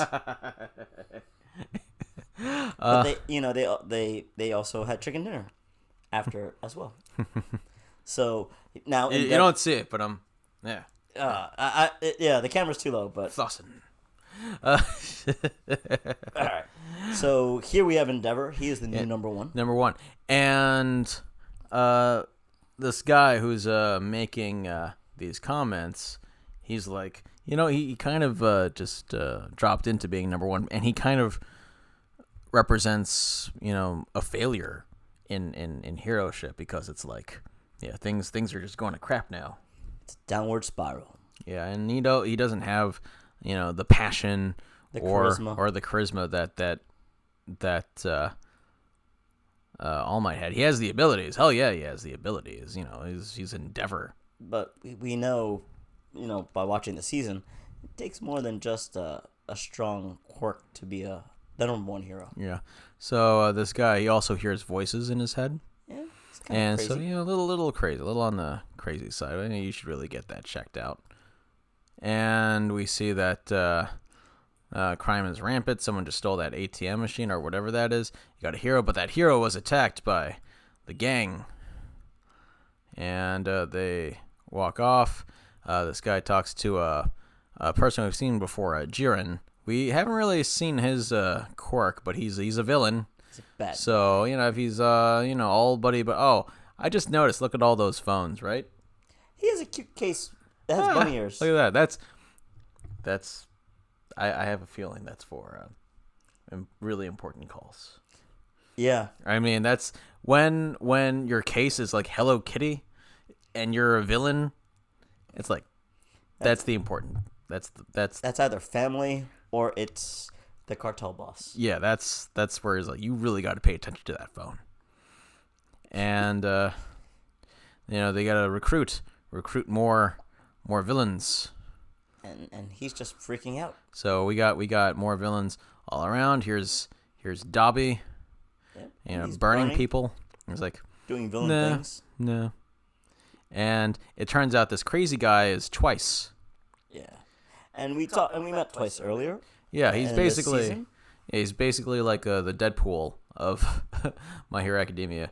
And his power, it's very interesting. He gets to copy things twice. He makes duplicates of things. So anything like... So if he touches you, there are now, instead of just one of you, there are three of you. There are three of you. So that actually explains the beginning of the season when the League of Villains attacks them in the forest, because we had... Dobby. 3 Dobbies, not just one Dobby, and 2 of those Dobbies just melted into mud, and that was Twice's doing. Now, what happened with Twice is he copied himself, and I guess those copies made copies. He has housework. He's counting money. And that sounds like a great idea, but if you're just what happens if you get in a fight with yourself? A not so great dude, it's like you're just gonna battle yourself for supremacy. Yeah, and eventually. There was only one left? Only one left. And here's the messed up part. He doesn't know. He doesn't know if he's the real one, and ever since then he's just been like getting these thoughts. He's just talking to himself. Yeah, it's rough. Yeah. Oh, and those villains that knocked over that convenience store or ATM, is like they meet up with the new villain, Overhaul. He's going to be a big player in season 4, and he's got a pretty awesome. I know he kind of looks like a pickup artist, right? Yeah. It's like, he goes into a club and let me do some magic for you. He has the thing on his face. He has the boa. Yeah. Yeah. So he's a new guy, and and Twice is like, oh yeah, maybe I should introduce him to the League of Villains. Yep, so he's like, I know some people. Yeah. So everybody has to know that Midoriya's under house arrest, so they don't invite him out. Yeah. And, but he's working out, training. Yeah. And but it's... and here the rest of this class is, rest of the class. Not under house arrest. Yeah, 1B, this guy from 1B, he always comes up. Let me get his name. Hold on. I got it saved up here. Yeah, Nieto. Yeah, he's just a jerk. He's like, he clearly has like an inferiority complex because he's always comparing himself to 1A. It's like, oh, you didn't all pass the licensing exam? We all did. Oh, we all did because we're better than you. I'm like, relax, guy. Yeah. What's his quirk? Oh, we don't know yet. Yeah, no, copy. It's copy? Oh, he can absorb other people's powers and then use them. Mm. And like he's all like Totoro, I failed you all. I'm like, no, don't take it's fine. Don't worry. Don't be so hard on yourself, Yeah, bro. man. It's fine. Oh, look at her. She's so cute. But I think she's a transfer student. Horn cannon. And it's like she says something really mean, but it's like she doesn't know what she's saying. It's like, stop that. Niet. Oh.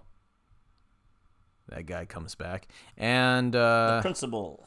Here we go. The principal is like, all right, well, this is year 2. Congratulations. You made it. And, there's, gaps to be filled in the world. And here's a preview of Heroes to Come. That's Mirio. He's going to come up soon enough. There's, Jesus, I can't believe this. He's literally the guidance counselor. Hound dog? Yes. And he's just a mad dog. You see, Bakugo really needs to talk to someone. But the counselor does not look warm and inviting. These are kids that have gone through a lot, and like, this is your guidance counselor? I mean, who would want to talk to him? I'm sure he's a good boy, but look at that. He scared all of them white. Yes. And they're beginning their work studies, so that's coming up. They get to team up with Heroes later on during the semester. I think here or in the next episode, Class 1A gets to talk to the top 3 students in the school. Yes. I think it's in the next episode, but it's just, yeah. You got to use your connections from the sports tournament. And good luck with that. You gotta get some real world experience. Yep. And here everybody's making fun of Midoriya. Well, those 2 guys were because it wasn't clean enough. Yeah. And Midoriya's taking out the trash, but why is his head in a wall? Hold on, let me go forward. Yep. Damn it! I keep on losing it. Yeah. There we go. Yeah, Mirio, he's a fun character. I like him. Yeah, we learn more about him. But he's got some kitty pride powers. And he's I once had a coworker at Columbia, and they just print out faces of Mirio and just post them, just scaring roommates. It's like, That's a beautifully horrible thing to do. I'm thinking of just making a bunch of Mirio masks and just leaving them around on the floor and on walls of Comic-Cons. Like, what? Oh, that's good. That's good. So Mirio's talking to Midoriya. Saying, I was like, yeah, you're the guy that. There's something about you. You got into that fight. You got energy. You got passion. All right. Yep. Maybe Sir wants to meet you. Yeah. And Midoriya is back with a passion. He missed 3 days of school. He missed opening ceremonies, but he's ready. Oh, it's this episode. And then they meet the top 3. The big 3, the upperclassmen of UA. Yeah. Yeah. All right. Last episode of the season. And clapping. Here we go. Last one, Unrivaled.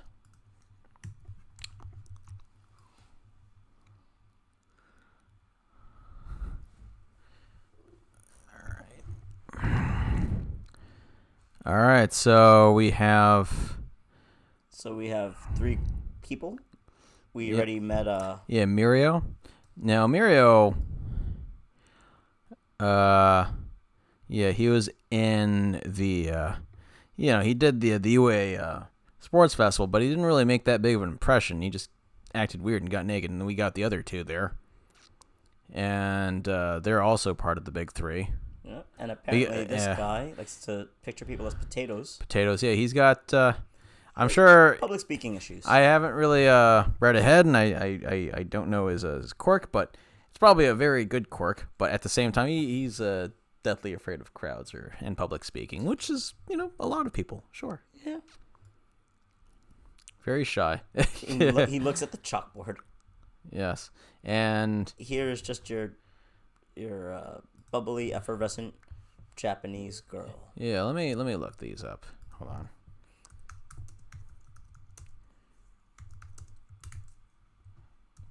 I forget what her quirk is. Here we go. The big three.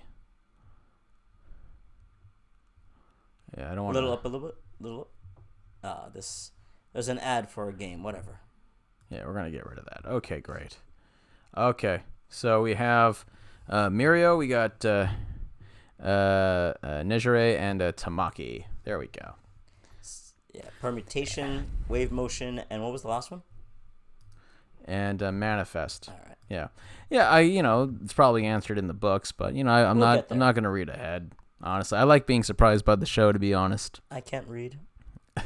But she's Japanese. very cute and bubbly, and she's very inquisitive. It's like, oh my god, how do your arms work? And it's like, my oh, God, do how do you Papa? your- She's like your a balls, how do they 5-year-old. work? Yeah, no, she's adorable. I like her. Can you support your body weight on your tail? She has a lot of questions. Yeah, and Mirio, he's like up there. He he tries to tell a joke, but it's like, Not no, doesn't work. And it's like that actually comes in. And he's like, sir would be disappointed. Yeah.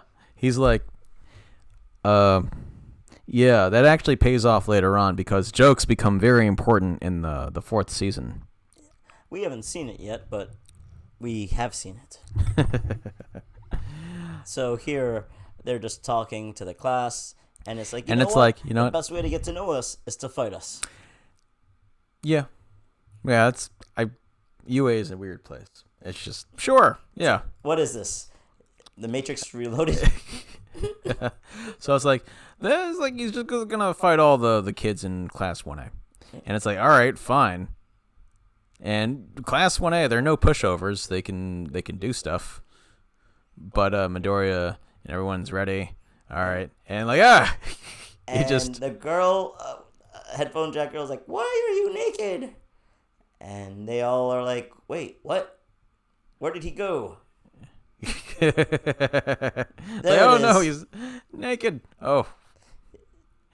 And yeah, basically Mirio has the Kitty Pride powers where he could phase in and out of matter. Yeah. And here he teleports. well, No, they use the word teleport. We're gonna get they there. think he teleports. It's his Matter- power is actually a lot simpler than that. Yeah. But he's kicking their butts, He's punching them. punching them. He's only punching them. Yeah, and he's doing it like Super fast. super fast, and he's very smart because all right, we got to take out the Long Rangers, and then gotta settle everything else. Power! That's his thing. Power. Yep. Hilarious. And now he's going for the short range opponents. Yes. And because Todoroki does not have his license, he can't participate. Well, I don't know about that. I forgot why. I thought it was that because you don't see Bakugo here either. Yeah, well, Bog goes in house arrest.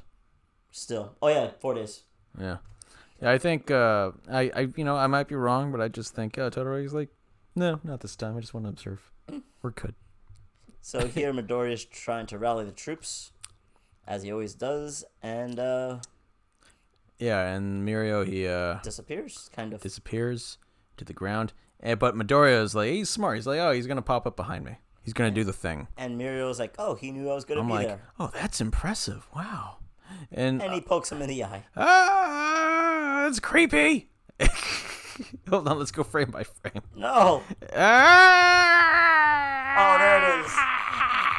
Yeah. No, screw you. I would flinch. I'd flinch like hell, man. That's nasty. That's creepy. And then he punches them while in the ground because Yeah. he can do that. And he takes them all out. Yeah. So basically, power! Power! Basically, he's not teleporting. It's that matter doesn't want two things occupying the same place. So Yes. if he thinks of angles, he could push himself out in a certain place. Yeah. But here's the thing. If everything's passing through him, that means everything's passing through his eyes and his ears and his skin. So he can't see hear or feel anything. Yeah. I think it was said best when, he's underground or through things. Yeah, it's kind of like depression, where it's like, oh, it's actually a very sad time, for him because, it's just, it's a very unsure, moment. But then he uses that moment and he can propel himself forward. So if he's, underground and then he releases his quirk, it's like he bounces back up. So in a way, he's using his own weakness, his own depression, and he's propelling himself forward. And that's great. I think that's really good. And it took him a lot of time to really master his quirk. So let's just say he has to go through a wall. He has to basically make everything but one foot, because you need to propel yourself forward. And once you're on the other side, without seeing or feeling, you have to now have your other foot be manifested. Yeah. And then bring it through. And that takes a lot of effort, and I'd be scared as hell. And I admire Mirio. And these are, when he first got to UA, his quirk wasn't that impressive, but ever since he took a work study with a certain hero, he learned a lot. He improved, and now he's on the top of the big three. And he's letting all these kids know, I don't have the best quirk, but I act as if I have the best quirk, so people think I have the best quirk. Yeah, and look at that confidence. Yeah, and walking out the class. Yeah, it kind of reminds me of All Might, right? Yeah. Yeah, which comes back later. It comes back. Yeah, in season 4. Yeah. I should walk like that. Just la la la la la la. Like you're holding something with handles? Yes. Look at that confidence. Yeah. Ooh. And they're just talking about, the fight and how... And that Midoriya almost... He went a little overboard. Yeah. And how Midoriya almost took him out. Yes, the Midoriya... Bug goes, yeah, give me your trash! Thank you. Thanks. Yeah, and here they're just talking about what's next. Yeah, what's next?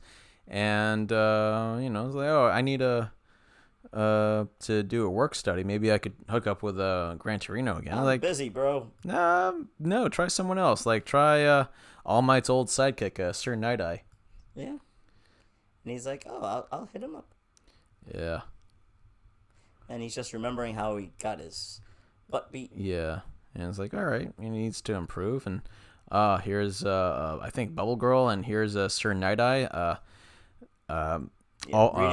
One for All's... No, All Might. I'm sorry?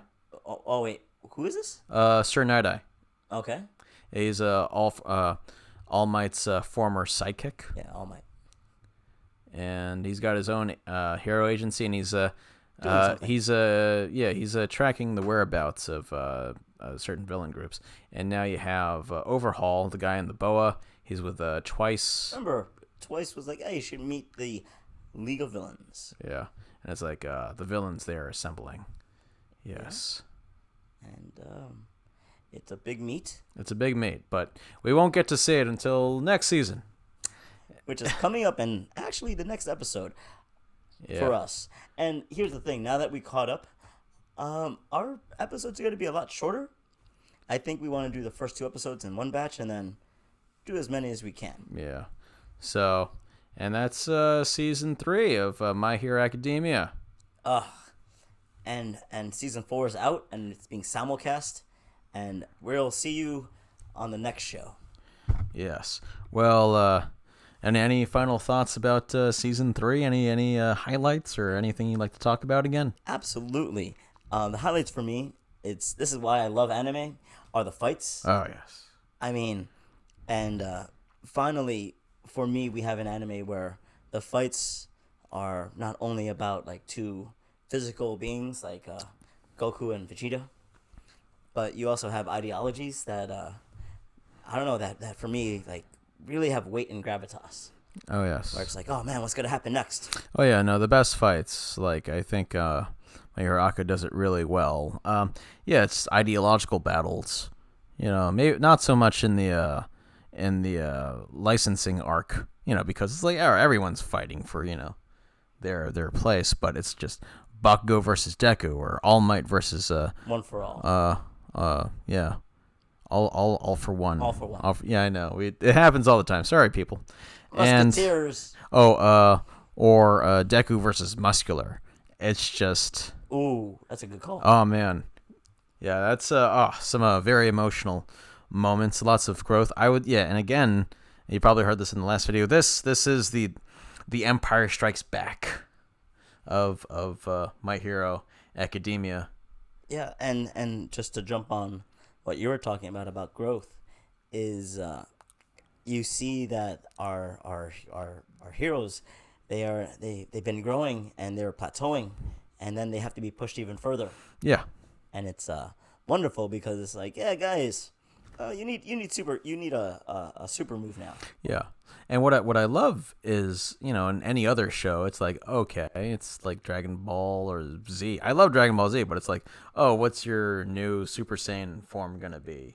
It's gonna be black hair. It's gonna be black hair. It's gonna be red hair, blue hair.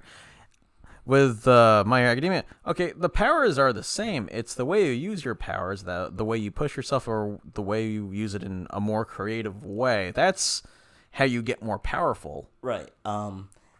Two of the easiest ones to talk about by literally using the opposite of your power is Deku and Invisigirl. Yeah. Because he got his quirk from a puncher, and he's not punching. Yeah. And it's like, we all knew that he should use his legs more as an audience. Let me bring up the memes. Well, yeah, we're just looking at a black screen. Let's give you something to look at. Yeah. Yeah. So while we all knew he was gonna use his legs eventually, well, I just love that moment where it's like, legs are not for walking; they're for standing. And yeah, it's so minor, and I think it's hilarious. It's like, yeah, I should use my legs, and it's like, why hasn't he thought of this? This doesn't make any sense, but I just find it very, very amusing. It was very anime dramatic. And the second hero is, and I said it earlier in during the season, is with Invisigirl when she blinds everybody with that like flash of light. It's yes. Like, oh gosh. Yeah, she does that. Sue actually learned that she could camouflage herself. That's really cool. That's right. Yeah, because she's got the frog powers. I'm like, that's gonna come in handy. And with her power, she could be like super stealthy. I mean, that's a very helpful aspect of your quirk, and not exactly outside of the realm of being a frog. So good. Kaminari, I'm very proud of him. He could finally. He's not dumb using his power anymore. Yeah, he doesn't have to be that dumb. I think he will push it here and there, but it's just, yeah, he's got the discs, and he uses his electricity, and the electricity goes through a person, and Bada bing. It's attracted to the discs, so that's cool. Yeah, so I love the fact that this season basically took all the characters we got to know over the first two seasons and take them in a direction that was surprising and not stereotypical. Oh yeah. That's I think the first season's more Deku's story, and Definitely. And the second season, we're opening up the world. We get to know more about Class 1A. And that's the season where I will officially love Class 1A. Oh yeah, absolutely. And some great things there. But then this season comes up. Let's put Class 1A through hell. Yeah, you have them. you have them with Muscular and the Forest. The Forest, and then now you got to take an exam. Yeah. Oh, and we made the exam harder, like a year early, and it's. And everybody's been studying you because you're on the news. It's just so great. I love it. Yeah, and they all overcome in their own ways. In their own ways. Even if they fail, we know that they're overcoming. Yeah, we know that. I know that Todoroki, Bakugo. They're going to come out stronger because of that. They're going to learn from their mistakes and become even better heroes. So, I'm glad for that. Yeah, so I guess my final thought for me, and I want you to please chime in with anything that we haven't brought up, is I just can't wait for season 4. That's honestly my final thought. Okay, yeah, no, season 4 things go down. And we're gonna find out. Yes. Yes. Well, hopefully it'll make me laugh. Yes. Hopefully. Hopefully. I will be. I'll be very disappointed if it's not humorous or doesn't make me laugh. If you know what's going to happen, that totally makes sense. Yeah. if you're seeing this after season 4, or you saw the previews or read the manga, because we saw the previews. So. Yeah, we saw some things, but yeah. Well, thanks for watching. Thanks for listening, and leave a like, a subscribe, subscribe, ring that bell, and I hope we didn't waste your time.